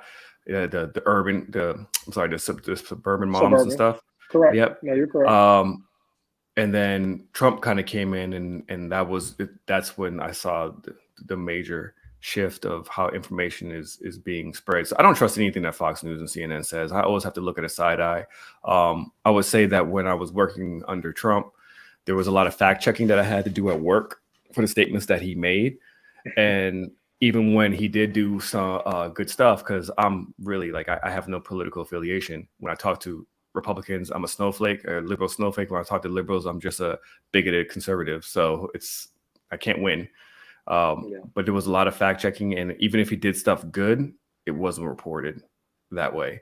And then when he did stuff bad, Fox News tend to neglect it or try to look the other way. So it's very interesting to see what's happening here. But I think people need to relax. This is a political tool that they're going to use with this Roe v. Wade. I saw your podcast, your episode where you said you think that this basically sealed the coffin for the Republicans, right? Yeah. So I think they kind of, in a sense, handed, obviously indirectly, they're not purposely doing it, but Mhm. kind of handed the midterms to the Democrats. And I know a lot of people don't agree with this, but I mean, I'm happy to discuss it as somebody who literally worked in the field and ran campaigns. If these different elected officials have smart campaign managers who really understand political messaging, they can sell that point and win, depending on what district you're in. But yeah, they can Mhm. sell that point and win. But yeah, I think the Democrats have a very good chance of winning with this. I really do. I really do. This may have changed the dynamic. Because at first I was like, "Dude, Republicans going to win this midterm." Like, Yeah, they're yeah. At the first, next. I I agree. was like, the next Yep, president coming in is going to be a Republican. I was like, I yep, don't think this is going to go very well, depending how this all plays out. Because again, we're very short sighted when it comes to news as well, right? yep. A month from now, we may not even care. I mean, people don't even talk about the whole Ukraine, what's going on with Ukraine that much anymore either. That's a whole nother That's story true. as well. Because I just got a different position at the job that I'm at, so I don't deal with anything intelligence related anymore, which is awesome. I actually love it. Okay. But I was covering Russia and Ukraine this entire time, and I could tell you this, I was dead wrong. I posted about it on IG and everything. I was like, this is going to last 45 days. This is what's going to happen. I was completely wrong about how this played out. I Completely. actually thought that too, believe it or not. Yeah, And it me was. and my family actually went back and forth about it, and they actually ended up being right, and I ended up being wrong. Yeah, But I I thought was that too. shocked because Yeah, I thought for that like too. for so many years I covered Russia, and I was like, this is what's gonna happen, and blah blah blah. Yeah. This did not play out the way I expected, but I Yep. heard I saw an article that came in as well that Ukraine is not going to be included in the EU. Yep. I see two ways this is going to play out, in my opinion. Either Russia's going to Is take it an wait? Is it L. NATO or is it the EU? NATO, sorry. NATO. Yeah, I No, think it it's was NATO. it was Okay. NATO, right? I think. Let me double Yeah. check. I saw. National. Yeah, it was as I was going home. So I just saw something. I think they were included in NATO now. Yeah, I could be I think wrong. it's I don't know NATO. if I think NATO is why a big reason why Russia invaded. They didn't correct. Yeah, want they didn't want them to to join. be, yeah, to be in NATO. Yeah. Yeah, so this is very interesting. So if my facts are correct, I didn't really look too much into this before I came on the podcast because I'm just really not interested anymore.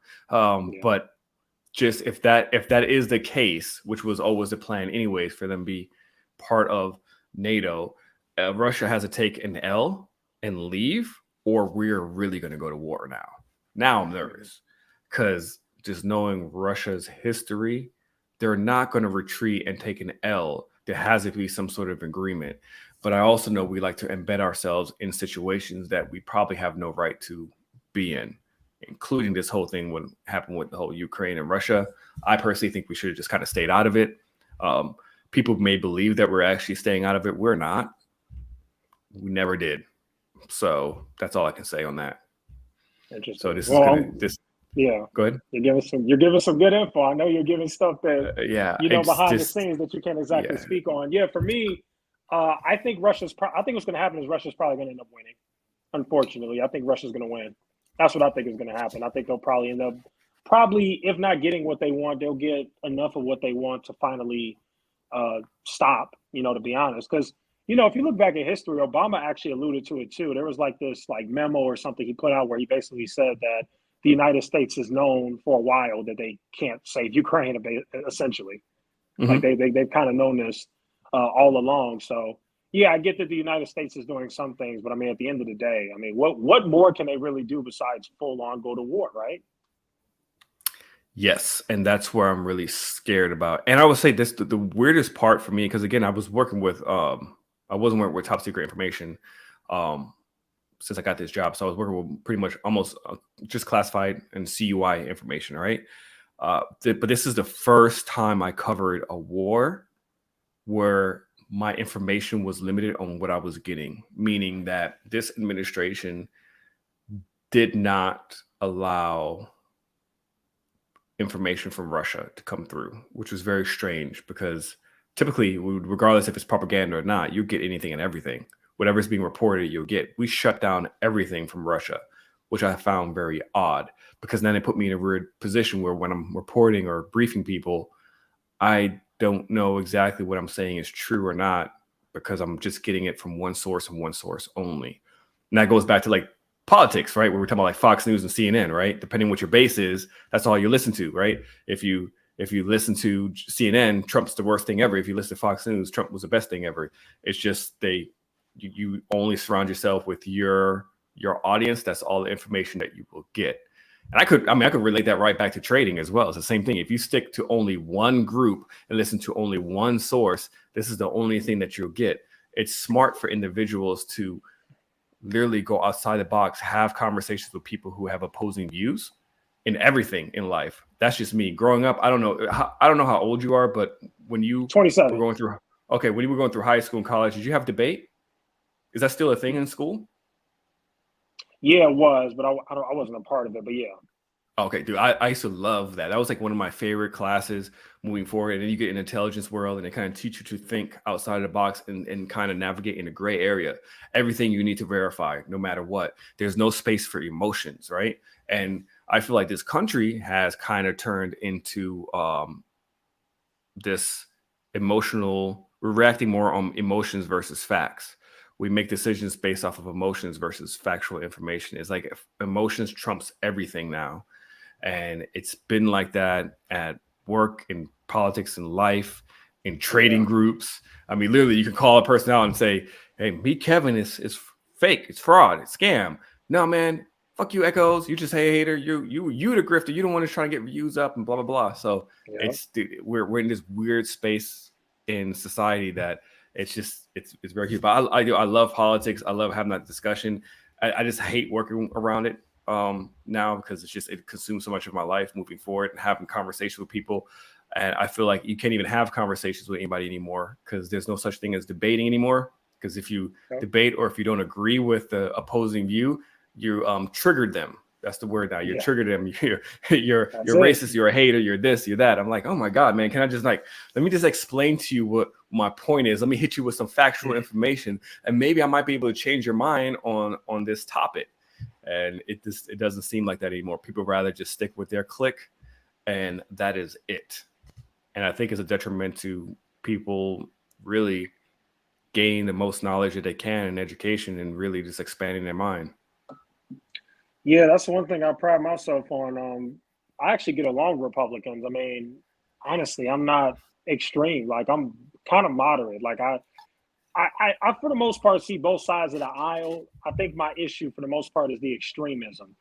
And yeah, I agree with you. I think people are just way too extreme.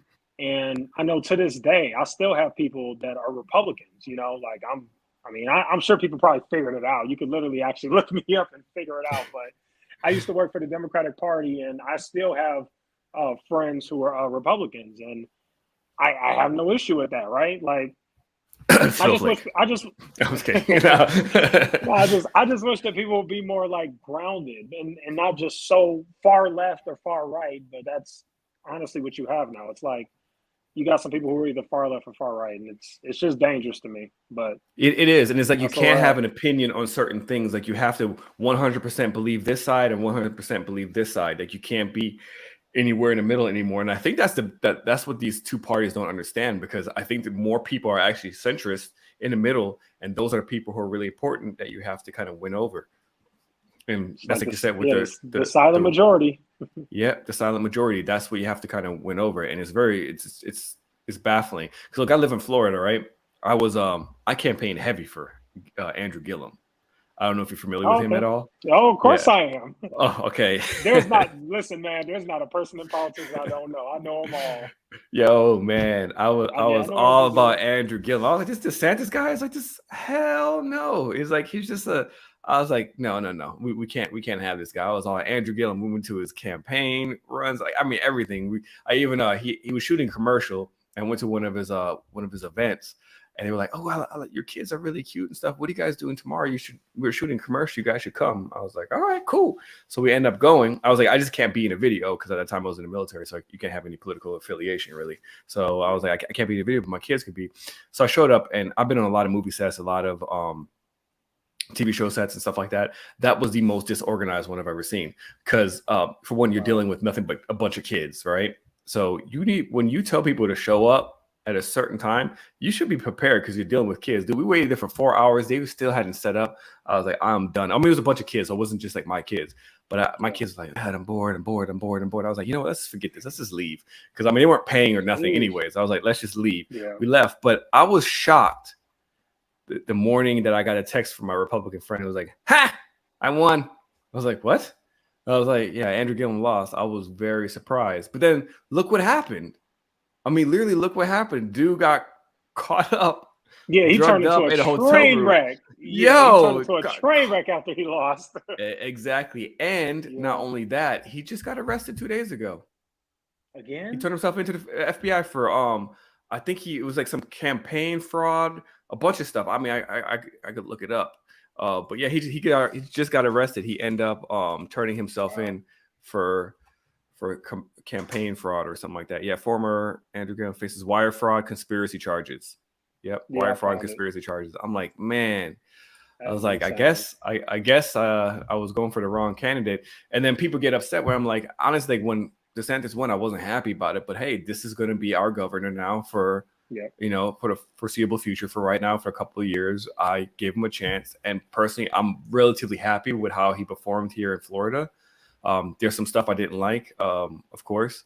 But, again, same thing with the propaganda, how they deliver information, like the "don't say gay" bill, like that was driving me crazy. I'm like, half the people like on social media, I'm like, did you even read the bill? Did you read the bill? Yeah. Like, point blank here, did you even read the bill before you even said anything? Do you even live in Florida? Why do you care? Right. Like, are you cool with kids that are third grade and below learning about sex? Yes or no? Most of them are like, no. That's it. Conversation's over. Like, That's all that's there it. is to it. So it's crazy, man. These days. I'm sorry. I know we talked about it. I know you're like in politics too. So I was like, let's try to switch it up a little bit. I thought, like I said, I have time, man. We can talk about whatever you want to talk about. No, you're good. No, you're right. Yeah, politics definitely my thing. We could get into that. Let me ask this one question regarding finance. So what do you define yourself as? Like, are you like an actual day trader, or are you a long-term investor? And the reason why I ask this is because I think I watched something you said where you said you created the name Trading for a Dummy because you're basically on a journey of learning how to become a full-time trader. Is that right? That is 100% accurate. Yes, I Okay. on a journey of trying to become a full-time trader. And the reason initially I was going to name my channel "Investing with a Dummy," but investing is just so simple. There's like, what is there really? There'll be one video: buy stocks and hold. Like, and what else do I gotta say there? There's really not much to it. Maybe you know how to read an earnings report. But I would say yes. It, like, realistically, like, I joked around. I did a video the other day where I was like, I'm coming out the closet. I identify as a trader. It's just a joke. 80, I would say no, 90% of all my money is tied up in long-term investments. I day trade futures and occasionally do options.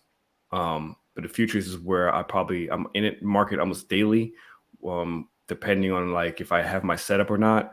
But that is my ultimate goal, is to try to be a consistently profitable trader to the point where I am consistent for 2 years.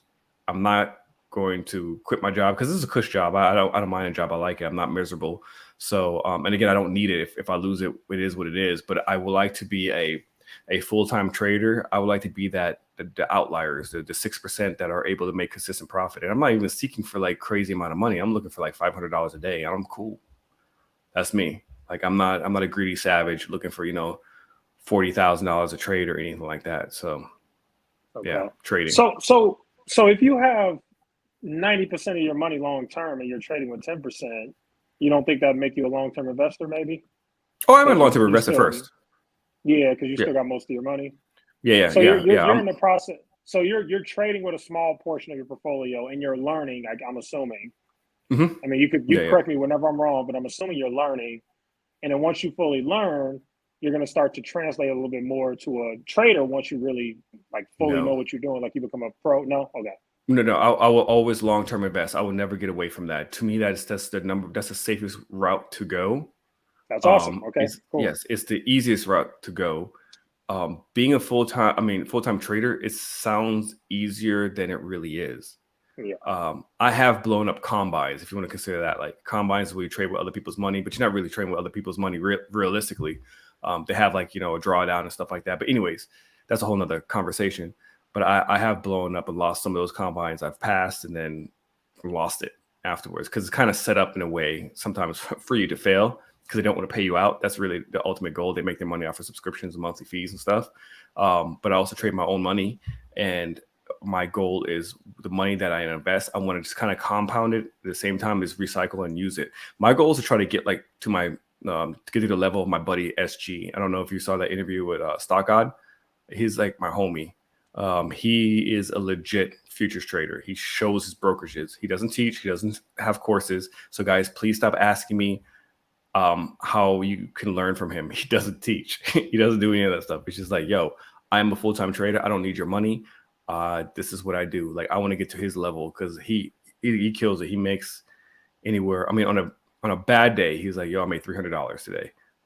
Most of the time, he has good days, and his setups typically get him anywhere from 4 to 7K. But he's an outlier. This is not everybody can do that. And the guy literally, he put a lot of years into it until he became successful at this. And I would like to get to that level where I can trade. And I started this realistically so I can teach my kids a skill where they can pursue maybe the things that they love that may not garner a relatively good income, essentially. Yeah. So I'm going to switch out the battery real quick on the camera because Luke is going to die here real quick. So sorry, I know we're like live. Yeah, no worries. Do your thing. All right, guys. So if anybody has like any questions or anything, you guys are free to type that in the chat too. We could definitely answer some questions, and then we'll continue the interview. But yeah, if anybody has any questions, thank you guys for being here. I know it's like 31 of you guys in here. I know this is different than my traditional interviews, but I'm sorry, my traditional live streams. But yeah, we got an interview. Definitely make sure to follow the second channel. Second channel, all the clips from this interview will be posted there. So definitely make sure to check that out. And yeah, Julius Caesar, Ian Scamp is my hero. Yeah, he's one of my subscribers. I appreciate all my subscribers. So all the subscribers that came from my channel, thank you for stopping by. Yeah, if you guys definitely have questions, by all means, ask them. Do you have any other questions, man? Like about the trading thing? Do you feel like my channel is more catered towards traders and encouraging people to trade? No, I don't know for sure. I think your channel does a little bit of everything. I think me and your channels are a little similar in that perspective. Like I can't really call my channel one specific thing. Like we kind of do a little bit of everything. And yeah, no, I like your channel. I just didn't know. That's the one thing I didn't know. I didn't know if you were a long-term investor or a trader. But I'm glad to hear you're a long-term investor because that really is where the money is made. Yeah, that should always be your number one goal. I just handed over my Roth IRA to a financial advisor. Shout out to Dustin Tibbett. Jazz Wealth, you can actually look him up. He has licenses, so that's another thing, and he has a YouTube channel as well. But I handed my Roth over to him because I just didn't want to deal with it anymore. I felt like I was micromanaging too many of my accounts because I have multiple accounts, and that was the only one that was not down of my personal money in my long-term portfolio stuff. Nice. Surprisingly, the only thing that was up was AT&T, which is crazy because I was very tech heavy. So AT&T was the only one that was up, but I handed over to my financial advisor 2 weeks ago. And I didn't realize they were going to liquidate all my assets. I was like, damn, because I was close to getting 100 shares of Apple. I was really excited about that. And yeah, so I'm just starting fresh again. I consolidated my entire portfolio. I went over in one of my dummy talk videos on my channel, and I don't have that many stocks anymore. It's mostly it's Apple, it's Facebook, it's Roblox. I was shocked at like how much I don't have. Yeah, I said Facebook, Apple, Roblox, Facebook. And I had like 3 options that were expiring in 2023, which are like down 93%. So they're not going to come back most likely. Oh, and Square. I got Square because at this point, I mean, like your situation with PayPal. Yeah. I just got to hold it at this point. Like my average, I think, is like 176. So I just got to hold it. It is what it is. But I've been stacking cash and slowly deploying it. And in my video, I also mentioned I opened up another Roth IRA. And that one, I'm just going to have index funds. And I talked about that. I just bought small. I bought 2 shares of QQQ, and I bought like 10 shares of SPLG, which is the broke man's version of the SPY. Yeah. And yep, that's all I have in there right now. And my plan is just to put ETFs in there and call it a day. With my Roth, I've been very, very careful throughout these 2 years that I was investing because I didn't want to lose it. That to me is like that's my future, right? My individual portfolio I was a little bit more aggressive with, so that fluctuates drastically depending on what's happening. But I mean, everything's been going down since 2 years, so I mean, yeah, I'm down pretty bad. So I'm just waiting until I see a clear reversal Then I'm going to start buying companies again. I will say this. I was going to do a video and or talk about it. I did buy Matterport. Don't judge me. Don't judge me, bro. Ooh, It was at it was at $3. It was at $3. That's a be Kevin stock. It definitely is. I'm familiar with Matterport only because of my real estate photography business.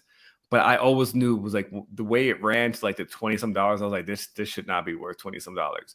But I'm trying to learn covered calls. So the reason why I end up it was cheap. I know it's kind of one of those YouTube stocks that people like. So when the market will reverse, it may have like a quick little pump or whatnot. But I bought it so low. Like I said, I bought it like maybe it was $4. I don't know. I bought 100 shares and I'm doing a cover call on it because I'm trying to test out this whole cover call stuff I've been practicing for a while. It's all great be doing it with, paper money, but I want to really feel it and experience it. And I can afford to lose $400 if it goes to zero. Nice. But so I was like, let me buy 100 shares. Let me try this cover call and see if I could create some sort of passive income. And if this method works, then I will invest and buy a shit ton of Apple, 100 of shares of Apple at once, and then try to do cover calls on it and play with that, because there's so many other strategies out there in the trading world. So it's not necessarily just calls and puts. There's so many different strategies out there where you can limit the amount of risk that you're taking. The returns may not be as lucrative or as amazing as just doing a call and having to go to like 100% or whatever. But there's safer ways out there. So I'm trying to play with that right now to see like where it goes. There's that worst case scenario. Matterport goes, whatever to zero. I don't give a fuck. It's $400 for me. That I can afford that. Yeah, it's like a speculative position for you, which there's never anything wrong with that. I have some speculative positions in my portfolio. My problem is when you're Jeremy LaFave out here putting $250,000 into Voyager Digital. So I'm not doing that. Yeah, even with options now, like everyone's always like, "Hey man, like what leaps are you getting into?" I'm like, I'm not getting into any leaps right now because like the come up series is huge on leaps and stuff, and the method works. It's just like I said, over leveraged. That's not even their fault, right? It's not Mark Monroe's fault or anything. So I made that very clear. Some people like blame that dude. And I'm like, for one, he teaches completely for free. He doesn't have to teach anything. He introduced the whole leap factor, and it does work if the market is not the way it is and the environment is not the way it is now. I've also learned that I'm not going to, if I do leaps, I'm not going to do some out the money call, like some crazy out the money call. I'm probably gonna do in the money or deep in the money. Yeah. So I'm gonna do that versus what I was doing before, because that minimizes the risk as well. But anyways, I'm not doing any leaps. But if I see a setup that I like, for example, a week ago on the podcast that I have with my buddy Mo, I talked about SPY. It reached 361. It was a demand zone for me. It was the bottom of the demand zone that I had marked out on the weekly chart. Happened to also be the 200-day EMA. When I put that up, I was like, perfect. And it was completely oversold on the RSI. I was like, okay. I was like, if anybody's ever interested in leaps, I think this would be a high probability play, right? Again, don't invest in anything that you don't plan on losing. I opened up the option chain and I was like, I don't want to drop thousands of dollars for a 6-month play. Definitely not dropping thousands of dollars for a year-long play because like fundamentally the market still doesn't give me the warm and fuzzy feeling because we're dealing with a bunch of shit right now. And then I was like, what can I afford? Let me look at the monthly. Historically, July is relatively a good month. June is a shitty month. So let me go look historically. All right, July seems fine. So I did a monthly. I was like, how much is that position for the 380? I was like, okay, $456. I can afford $456 a contract. So I went, I bought it, and I killed it. So I got out early. I was not a greedy savage. I went to 456, went to 800. That's where I exited on Monday because Tuesday was what Murder She Wrote, right? That's how you all say Murder She Wrote. Tuesday was really, really bad. So I was actually happy I got out because that position dropped back down, I think, to like 5 something. But I got it for 556. I sold at 800. So that's like 80% or something like that. Now, had I held it, I would have made like almost 200%. I think that position went up because we're above 380. I think it went like 200%, but I'm okay with it. Look, I made 75, 80%. I'm cool with that. That was a good play. It was a high probability play. I was happy with that. It is what it is. Moving on. Yeah, you took your profits. Yeah. Never anything wrong with taking profits. Never. Exactly. Because I made the mistake too many times where I'm like, I had too much hopium That's what I call it, hopium. I'm like, I hope this will go up. Nah, I'm done with that. I'm taking profit. I'm taking my small compounding on top of that, and that's it. I'm trying to be smarter at what I'm doing moving forward because I done some dumb mistakes. Hence, trading with the dummy. I talk about my mistakes a lot on my channel, and I just want people to understand that they have to be safe out there. Yeah. Yeah, definitely. Are there any long-term stocks that you're thinking about? Or any stocks that have come Yes, down to such a nice valuation that you like? Anything you're buying? nice value. Well, QQQ did, and SPLG where I bought. I could tell you right now. Let me pull up my phone. I Okay. have some open orders sitting. Um, Kind of work with me here. I Because again, I consolidated all my entire portfolio, right? Like I said, I have Apple, Meta, the Matterport, because I just put that in there, Roblox and Square. And then I have some open orders here. I have Starbucks at Oh, $62 sitting. oh, I want you to have get a back. buy order, right? Yeah, we have buy order. Yeah, Starbucks. I'm looking to get that in the 60s too, so I'm with you Yeah, there. yeah. So I'm just gonna wait until it gets there. That's me scaling in, y'all. I could drop lower. I'm not I'm not gonna just throw all my money in there. I have some open orders for Starbucks. I like AT&T now. I know it's been a shit company for many years. Yeah, I remember when Wall Street Trapper was always like talking about it when it was like at like near $30 or something, and I was like, I don't know, man. This just they have a lot of debt. They have a lot of bad investments that they made, but it seems like yeah. they got rid of a lot of their bad investments, and the Warner Brothers separated from AT&T. So I think now it's strictly a phone company, and it's a dividend play. So I had gotten into it initially at $18 in my Roth IRA before it was liquidated. So I have an order sitting for $18.60. It's at $20 now, almost $21. So if it hits it, it hits it.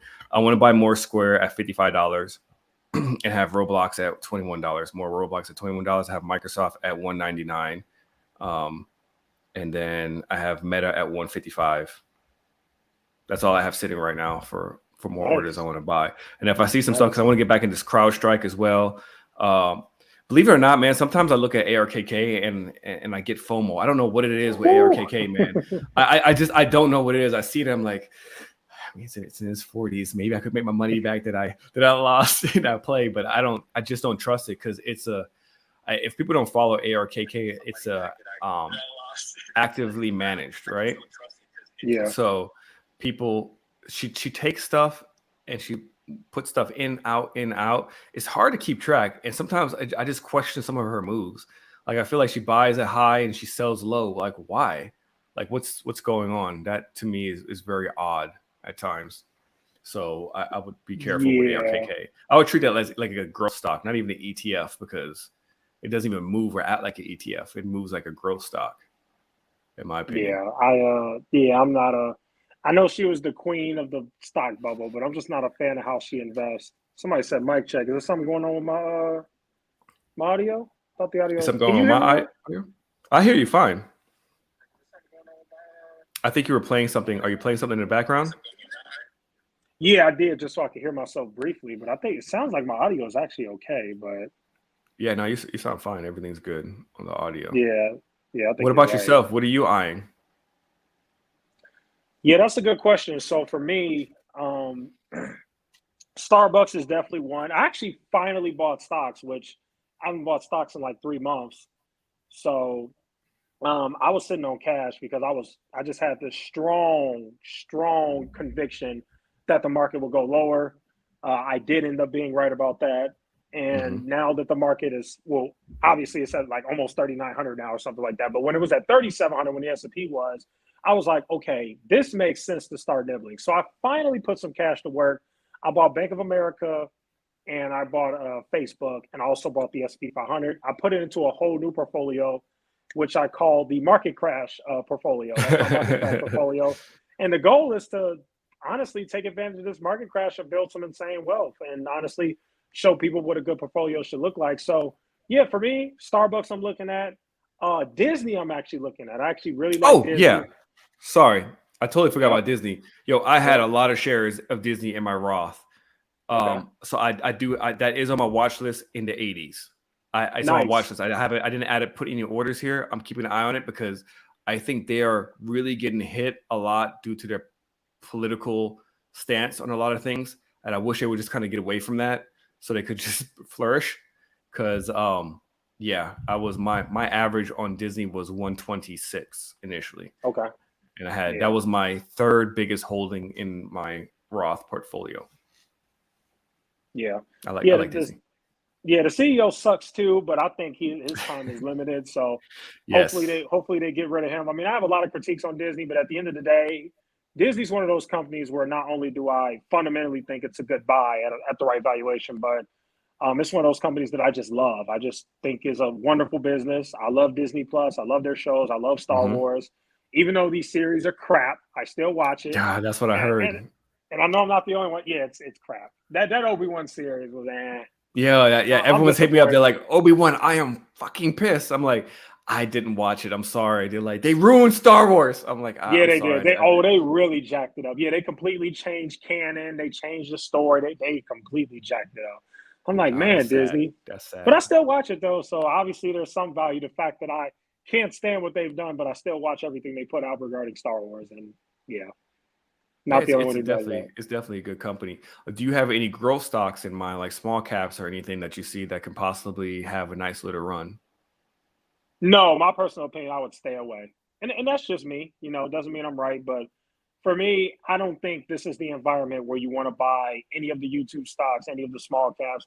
I know they'll probably have some runs, but for me, I just see better opportunities, you know? I just think there are better Yeah, opportunities out here than some of these small caps. And honestly, if we get into a really bad recession and things get really bad, which I think they will, I want to see who's going to survive because some of these people are going to go bankrupt. You see what that happened to Voyager? yeah. So again, so Voyager that's crypto, right? From my understanding, Crypto, like it's a yeah, crypto so brokerage. It's crypto broker, yeah. brokerage, yeah, okay, it's a brokerage. But were you able to buy Voyager tokens or coins or something? Yeah, they have their own crappy cryptocurrency too called So is VGX that or what whatever. happened? Like the currency disappeared, or like the brokerage period just disappeared? Yeah, well, the currency got hurt too. So they're not dead in the water yet. They actually got saved a little bit. So I'll break down this entire story. They loaned $650 million of literally investors' deposits. Like the money that they Mm, deposited, they took that, but they honestly operated kind of like a bank. You know, the bank kind of does the same thing. So yeah. they took that money. Yeah, they took that money. And what's it called? Fractional reserve banking. Yeah, they took that money and they loaned it to a hedge fund based in Singapore. And the hedge fund based in Singapore basically told them, we're not going to be able to pay that. And Voyager was like, okay, well, can you at least pay 25 million? No. Okay, well, screw you guys. We want the whole 650 million. And Mm. the third eye hedge, whatever it's called, they basically said, yeah, we can't pay it. So Voyager had to like basically make a whole announcement and let the world know that this is happening. And that's essentially what's happening with them. They're about to be in the hole for $650 million.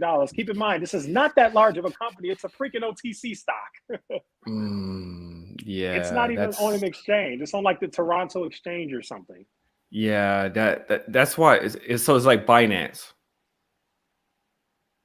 Kind of, yeah. I mean, Binance is way bigger, and yeah, Binance will probably Okay. be okay. But yeah, Okay, because I do have crypto in Binance. My Solano is all in Binance, from my I'm understanding. I glad you think said that. I'm glad you said that. Yeah, I put out a video recently. I saw you So I telling you got, pulling all your stuff out, right? well, no, I already did. I pulled it all out Oh, because okay. I think Binance will be fine, but I think they might have some liquidity issues too, and I think Coinbase will too. I'm trying to get people ahead of this now before it really gets bad because my question is, and I know people hate to think like this, but what if Bitcoin goes under 10K? I mean, it could. What do you think is going to happen to all these brokerages? And that's where the real panic comes. If Bitcoin starts going to 2019 prices, that's where the real panic starts to come, in my opinion. So I think people should Definitely. prepare right now. I think it's more than obvious. If you look at all of their terms and services and all that for all these brokerages, they specifically say, they let you know that in the event of bankruptcy, you're screwed. Like, we're not going to protect you. We're not going to look out for you. We're going to look out for our own company. So, But isn't Coinbase safe though? Isn't it? I thought they aren't they regulated around the FCC and stuff and everything, right? yeah, they are. But I mean, at the end of the day, they can't guarantee your crypto is going to be safe in the event of a bankruptcy either. And there was actually a whole scandal about it where the CEO had to come out and basically say that's not true, even though it is. But honestly, I Mm, don't think anybody should hold their crypto on exchanges. I don't. I personally have a cold storage wallet. It's called a ledger. That's what I use. But that's where I would put your crypto on. You see, and that's the stuff I don't understand. Like I just found out recently that like a majority of, like I said, that I only have like $2,400 in crypto. Hmm. Besides Solano, everything is in Coinbase. I didn't even realize that technically I don't actually own any crypto. No, It's just, exactly. yeah, Yes, I didn't realize. I was like, what do you mean? It's like you don't really own those tokens or whatever. You have to get a you wallet don't and all own the this other stuff. keys And to it. Yep. yeah, I don't even understand any of that stuff. So at one point, honestly, had crypto not tanked as bad as it did, I was planning on selling and just buying coin the stock instead was what I was going to do because you Woo. still get exposure to Yeah. crypto, but it's on a stock exchange. But I mean that took a dump too. I wouldn't buy it Yeah. where it Yeah. was at initially. Yeah, I'll be honest. I mean, yeah, definitely do what you're going to do, but I'll just give my opinion. I think, and Julius Caesar is saying exactly what I think too. Voyager was risky due to the nature of the business. That's how I feel about Coinbase. I think the business they're in is just too risky, at least for me personally. Hmm. For me personally, I wouldn't buy any crypto brokerage. I wouldn't buy Coinbase. I wouldn't buy Voyager. I know Coinbase ran to the moon when they IPO'd, but yeah, I They think the did. nature of their business is just too freaking risky. You know, it just is. Like I actually would rather own crypto with a small speculative position in my portfolio than a crypto brokerage.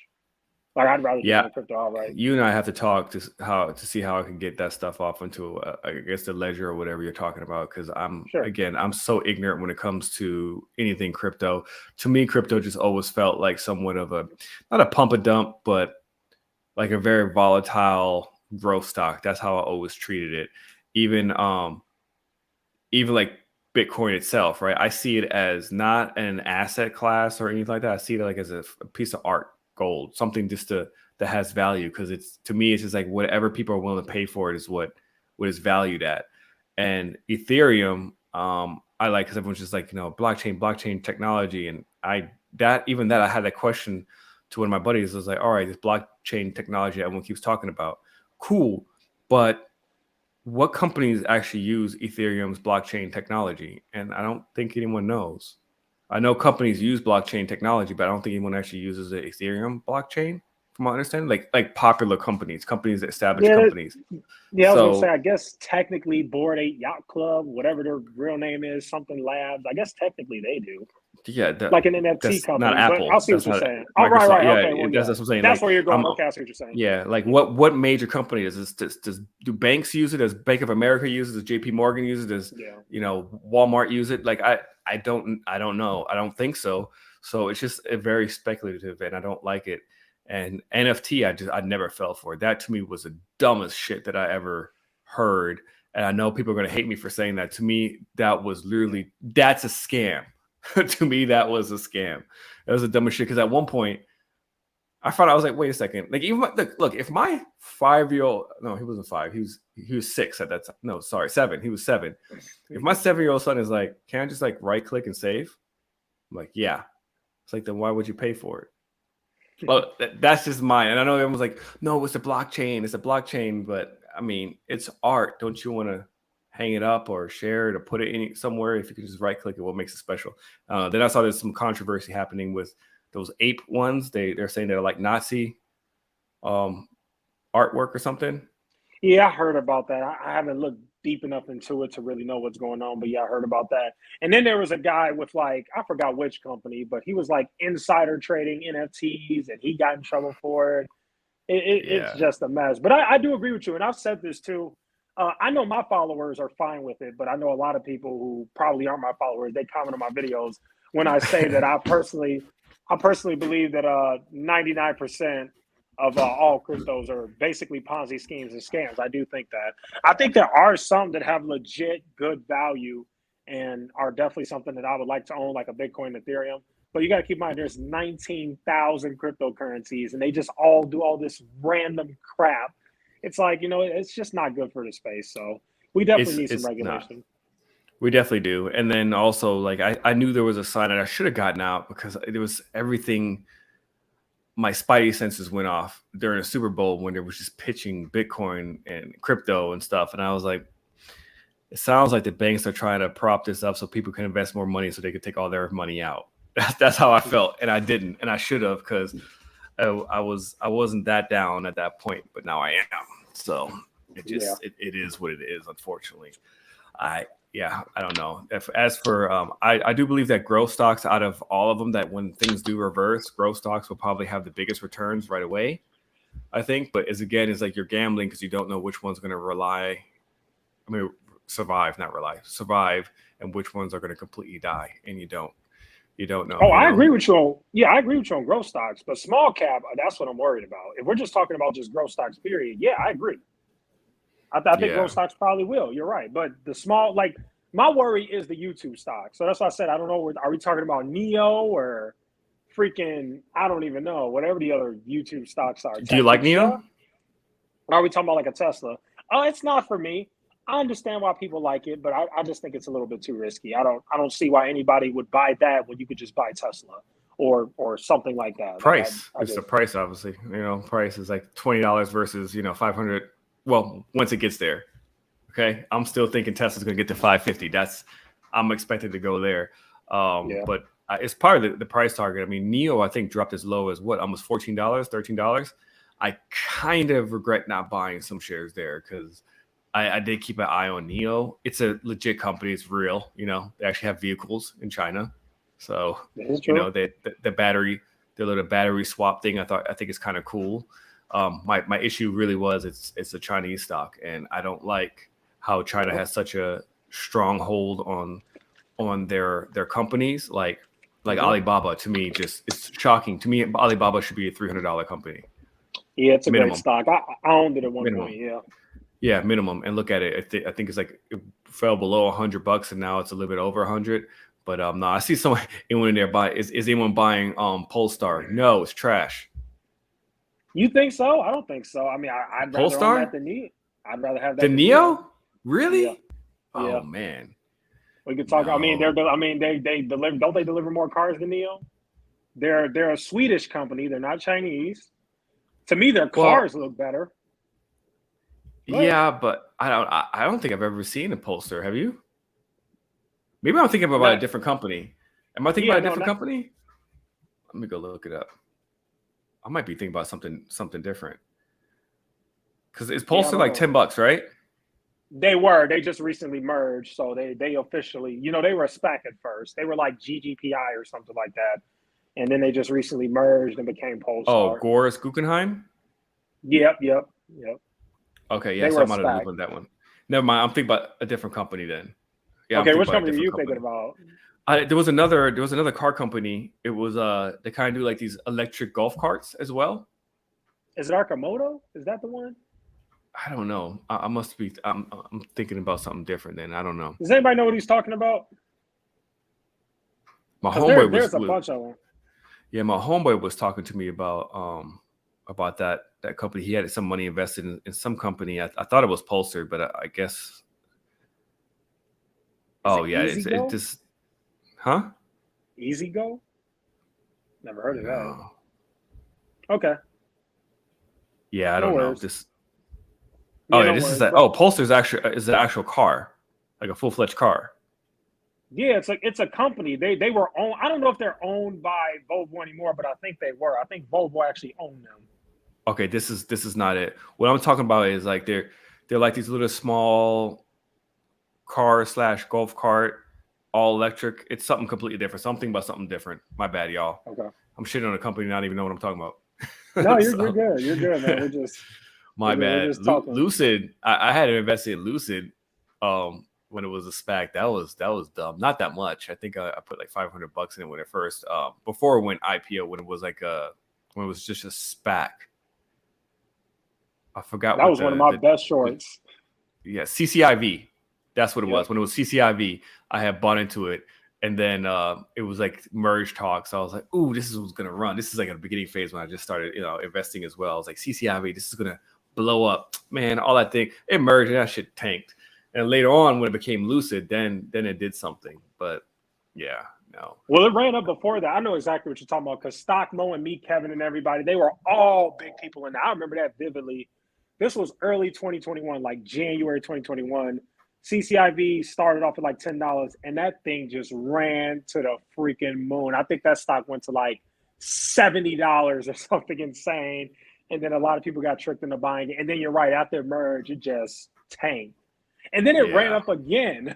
It went to like $15. Then it ran to 55, and yeah, it was Yeah, crazy. I did trade that a few times, made some money off of it on the option side of things. One that I was very proud of, that I made money off of, was damn, I'm going blank. The Amazon Rivian.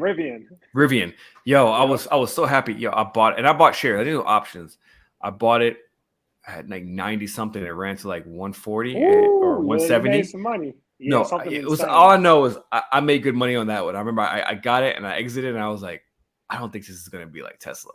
And sure enough, I was like, yes, I definitely I won on that one. I was very happy with that. I got what I needed out of it and I was good. Another one that I played, trying to go with like the hype, was the Trump stock. DWAC. It's Yeah, called DWAC. Oh, yeah, DWAC, yeah, you were playing DWAC. with them. Yeah, Dwack, DWAC. yeah, Yeah. that was another one which I thought, because I saw it running up and I was like, this is going to be a momentum play. Bought it, and then I woke up the next day and the stock I was up like 100%. I was like, this is amazing. I never like for a stock 100%, just like overnight. I was like, that's amazing, and I sold off some and I kept some, and it just kept tanking, and then eventually I got out. But I never lost on that one. I was very happy, and then I heard that one went to shit too. So once I'm done with these AMC memes, like these shit stocks that people dump a lot of money into, once I'm done trading it, I take it off my watch list and I don't pay attention to it, because I think it can create FOMO, and they end up going back into it and making bad decisions and losing all the money that you had initially made off of it. Because I hear a lot of those people who made money off of like AMC, GameStop, like they made a shit ton of money and they thought they could replicate that over and over and over, and all they did was just lose all their money. That's it. That's that greed. That greed will set in. But Man. yeah, but hey, it's okay, man. I made some trades in 2021 too. I think everybody got caught up in it, maybe at least a little bit. Like I trade a little bit more smarter with it. Like I didn't get too caught up, but I definitely put money in, like, because you're seeing everything run to the freaking moon. You're gonna put money somewhere. At least I did. So I traded Doge and made good money from that. Mm-hmm. Shiba Inu, I did too. Oh, you made money off of Shiba Inu? Good for you, man. Good for you. But I bought it very, very early, and it was just a speculative investment, and it just ended up going to the moon. I never expected it. Yeah, Shiba Inu. I'm trying to think of what's. Oh, AMC. I bought AMC, but okay, here's a funny story about AMC, and this is an actual true story. I actually love AMC. AMC had a huge impact on my childhood, because my father loved movies, and he would always take us to AMC to see basically any movie that came out. And so AMC became like an emotional slash, I think it can recover type of thing. So I actually bought AMC at $2, and I bought it because I actually thought that the stock could recover. I'm like, this is this is the biggest movie theater chain in the United States. When the pandemic is over, people are going to go back to the movies. And then a few days later, it turns into this insane meme stock. And I got out of it at $20 a share, but I didn't put much money in there anyway. So it's not like I became rich or anything. But me and you both. Me and you think exactly alike. Yeah. I did the same thing. I remember exactly what it was. It was December. AMC was at $2. Me and my boy, I called my boy up. I was like, hey, man, I'm like, AMC is at $2. I was like, I think it could definitely go to $4. I was like, let's buy some shares in it. He was like, well, he's like, I'm going to do the option. I was like, all right, I'll do the shares. So I bought 50 shares. He bought like 5 contracts or something like that. It's dirt cheap. 3 months later, he calls me up. He's like, hey, yo, AMC's at like $14. I was like, what? Looked at it. I was like, sell, sold them all. I didn't realize, I didn't know what was going on. I didn't know it was like a meme stock. It had taken off. I just wasn't where I was just like, yo, this is like crazy. Something's not right. So I just sold it all. And he did the same thing. But then it ended up, becoming this whole meme stock and everything.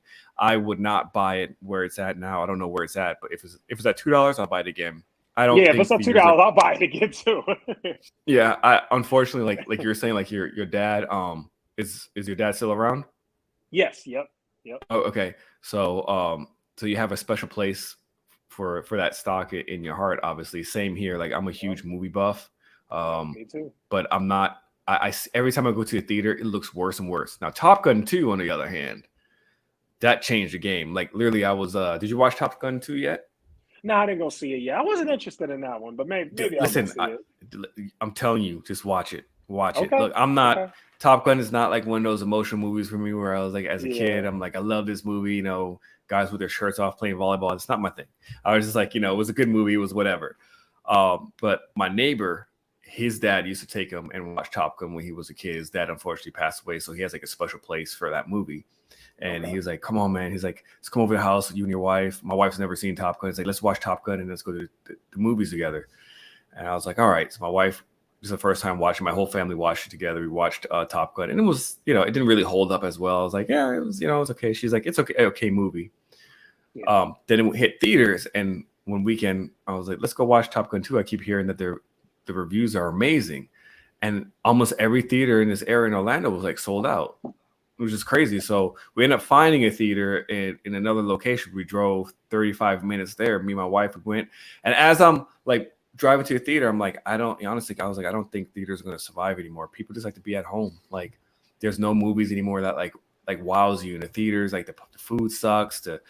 The workers suck. They're angry because they get paid like, you know, $10 an hour. Like things. I was like, it's always dirty. It just doesn't matter. It's like, I don't think it's gonna survive. Then I pull to the theater. The whole parking lot's full. I'm like, this is crazy. We go into the theater. Yo, that shit was packed. And we watched that movie afterwards. We were like, wow, that movie was amazing. That is like a theater movie. If they made more movies like that, I think theaters can survive. But they unfortunately don't. It's always the same shit. Marvel movies or horror. Those two things that really make money in the theater. But I don't.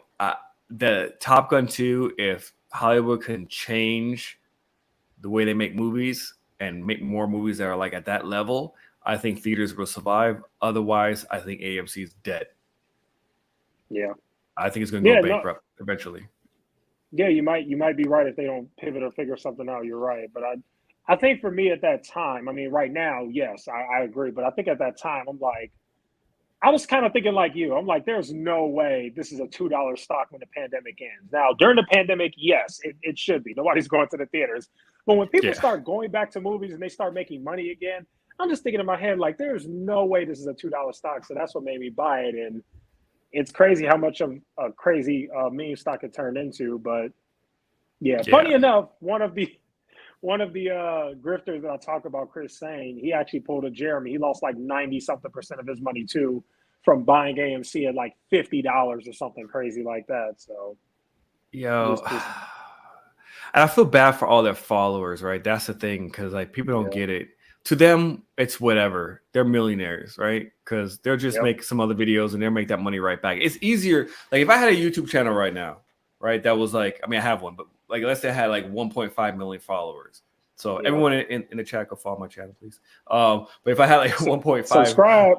Yeah, subscribe. If I had 1.5 million followers and I make 6 figures a month, I would take 400,000 or 500,000 and put it in one of these crazy speculative stocks and honest or whatever, and because I don't care, I'll make that money back next month. It's no big deal. It's the poor people, the people who don't have a lot of money, people who work hard for their money, who are putting their life savings in these stocks and then get burned. And then the YouTubers is like, I mean, it's whatever. How you doing? I'm Speak Kevin. You know, it's like it sucks. And I'm surprised these people don't get death threats. That's the crazy part. I know my buddy Mark Moreau from the Come Up series, he's gotten death threats. And that dude does shit for free. He doesn't sell courses or nothing. Right. Yeah, I've gotten death threats before. I don't ever take it seriously. It's mostly because I call out grifters. I'm like, yeah, okay. Oh, really? Man, no, I haven't gotten that. But then people probably know because they know how to track them down. I got guns. I got dogs. I mean, I'm relatively safe. You about that life. I don't play that shit, man. Trust me. Like that's like I'm a goofy dude, man. I'm goofy. Yeah. I don't weigh that much, but I know how to fight. I know how to do certain things that the average person doesn't. So I think that's maybe the only reason why maybe I don't get any death threats. Plus, I mean, I don't really, I don't call out grifters on a daily basis like you do. So I mean, probably not a good idea to leave death threats with somebody who worked in intelligence. I mean, just saying. Yeah. And I think people know that about me. I'm not sure. I may have mentioned it before here. Did you know what I did prior to coming on the show? Not in full detail, but I did know that you worked in intelligence from your channel. Yeah. Oh, okay. I don't know if it was an interview or your channel. Yeah, I think people kind of get the idea. Plus, and some of your videos with like your kids, like I think I went back and watched your very first one. You got like the whole military uniform on and stuff. I think people kind of have an idea. Oh yeah. Yeah, Yeah, I but I think don't think people know like which kid is really mine, which one isn't. They don't know their real names. So I think my wife was maybe in like two episodes and stuff. So I try to like my kids like being in the videos. But it was a conversation I definitely had to have with my wife because that is like a security thing, right? Because I will pull a taken if something ever happens to my kids. So yeah, I agree. Absolutely. It's pretty crazy, man. I know I held you for like 2 hours, man. Like I said, I'm free. I'm sorry. I'm probably talking your ear off and stuff. No, you're good, man. No, you're good. It. I'm enjoying this. We can wrap this up pretty soon. But we can talk for a little bit. We'll wrap this up, but I mean, we can whatever. Anyone have any questions? Yeah, if anybody has any questions, feel free to put that in the chat. I forgot what I was going to say. I was going to say something. Can't remember. Yeah, unless anybody has any questions, I guess we actually can wrap it up. I can't think of anything anymore. We have talked for sure. 2 hours. Are you like, what's your plan with your channel moving forward? Are you going to continue to do what you're doing, or you're planning on like pivoting at all, or you're going to overtake me? And like when I said that in the thing, you're like, what are you talking about? Like, I'm not trying to no, I meant like you're going to overtake like the amount of subscribers that you're getting. You're getting quite a good amount every single day because you know how to drop information really quick in small snippets. It's kind of like what JT told me. Same thing. He's like, I don't do pre-recorded stuff. He's like, first of all, I don't like do editing and stuff. He's like, sometimes if you do live audiences and interact with your live audience, people feel like they're part of the show. So that helps your subscriber base. And if you put these little short clips out like you do, it also helps this subscriber base, which is the two things that I don't do on my channel. My shit is always so long. Even when I try to keep it short, it's like 15 minutes. So is that like intentional? Do you do that on purpose? Like, do you just sit down and talk like for an hour and then you just cut it up into the segments? No, I intentionally make like 8-minute, 7-minute videos because I know people it's a mixture. Some people don't have the time, or some people like have short attention spans. So, before when I started my YouTube channel, when I wasn't getting many views, I started to do a lot of research on like basically what gets the views. But yeah, I try to keep it short. There have been times where I've made like 20, 30-minute videos and I just chopped it up. I'm like, oh yeah, I can't do that. So then I'll chop it up into pieces and upload it on YouTube that way. I have done that before, but overall, yeah, no, I've just made short form content. And believe it or not, I don't even know how I'm able to put out so many videos a day, but I actually am busy. So I don't even have time really to spend too much time on YouTube. So I try to make it quick. Believe it or not, I have a whole plan. Like, I actually wake up early in the morning and like get one video together before I work. Then I work, eat while working, which I'm allowed to do. And then when I go on my break, I actually use my breaks to make another YouTube video that may come out in the middle of the day, or I may make 3 videos in 1 hour. And you know what I mean? Like, I kind of do that. So you work from home? Yes, which has made doing YouTube so much easier. Yes, it used to for me as well. That's why also like my content kind of slowed down significantly because once I come home, I just don't want to. I'm just like that's why I started the dummy talk stuff. Honestly, like kudos to you, man. I stole that idea from you straight up. Like which one? The dummy talks where I just put my mic up and I just talk.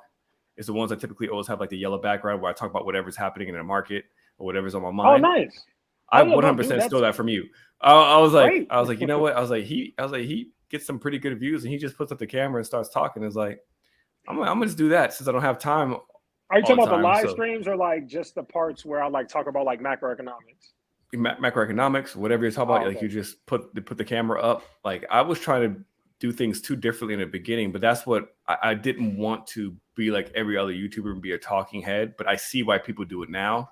Because it's easier and you could put more content out a lot quicker.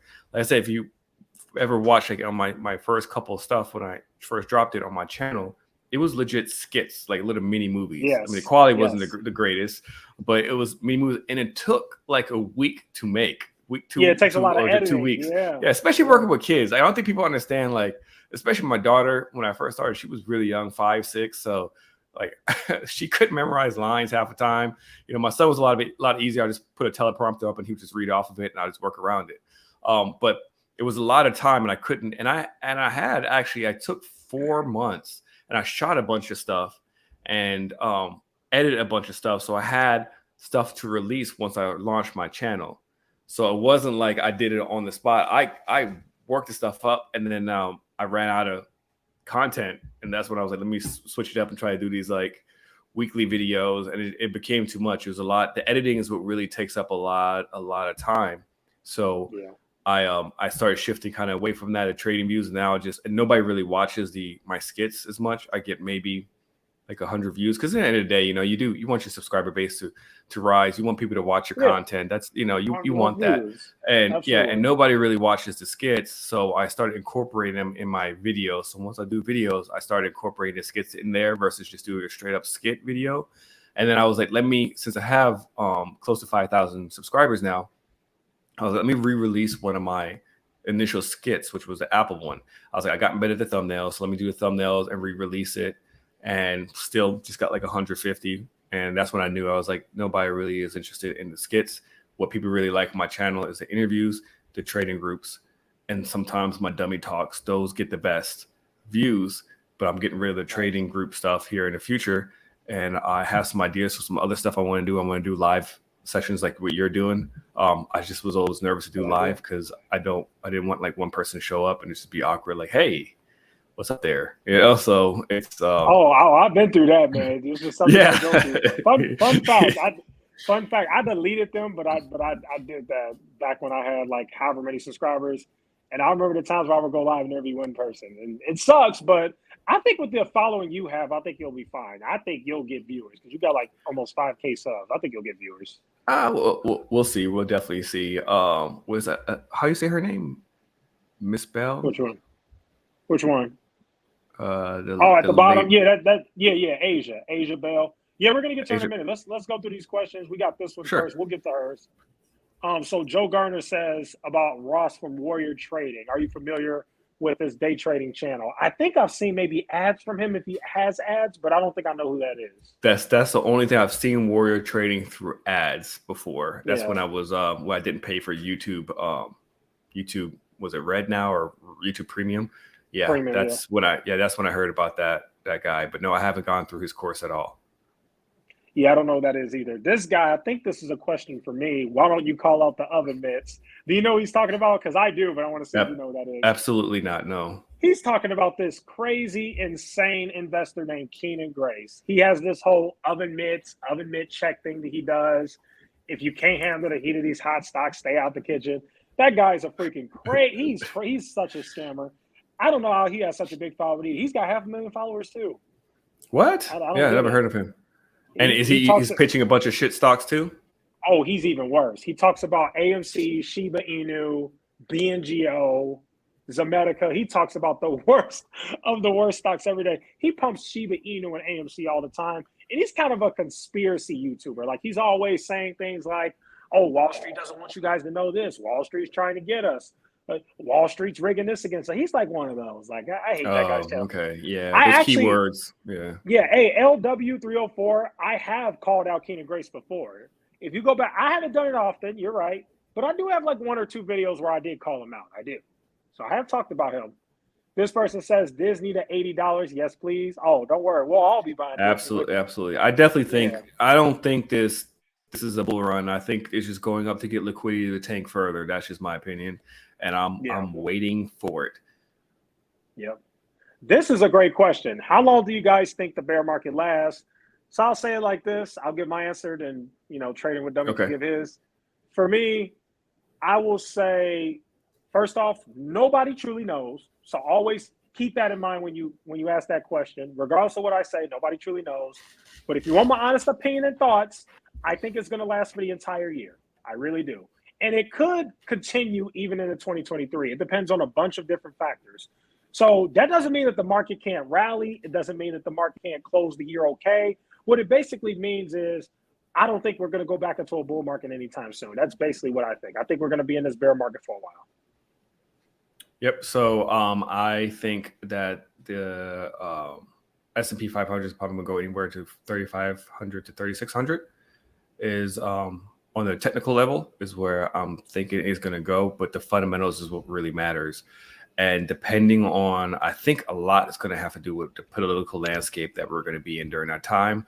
and what the plans are to try to get out of this recession. We're this year. I definitely think we're going to be in bear territory all the way close to the end. Next year, we have to see. I think we have to clear up the whole Ukraine and Russia thing, even though I know it doesn't really it affects us with the gas prices and just the warm and fuzzy feeling that Wall Street likes to have. That needs to clear up. And I'm also worried also now about, like I said, them joining NATO, and I'm still worried about China and Taiwan.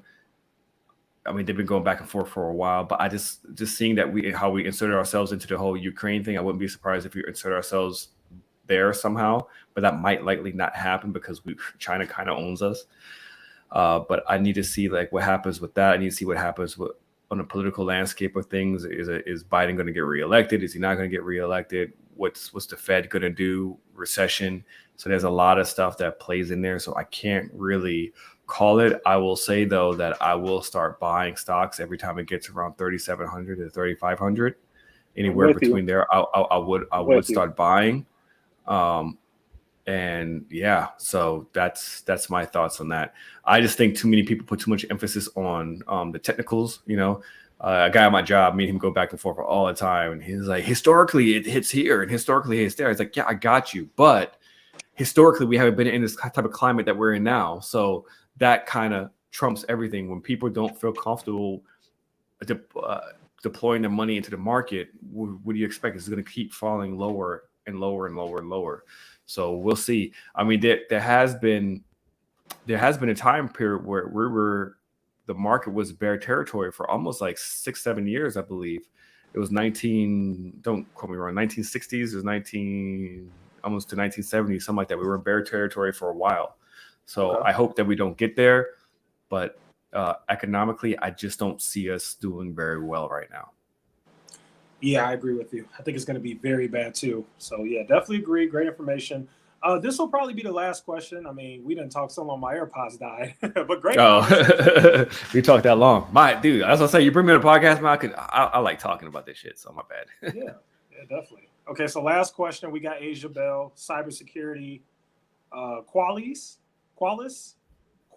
and CrowdStrike, and another stock. No. Yeah, Fortinet. I think I'm saying that right. CrowdStrike, Fortinet. I was buying CrowdStrike. I didn't buy. I always call it Fortnite. I know that's not the name of it. It just always looks like the title. Yeah, I like that name.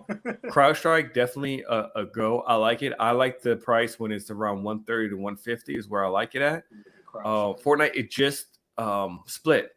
So I was shocked because I saw on Thinkorswim it was on, because that's my buddy stock. Me and him always go back and forth between CrowdStrike and Fortnite or Fortinet or whatever, however you say that one.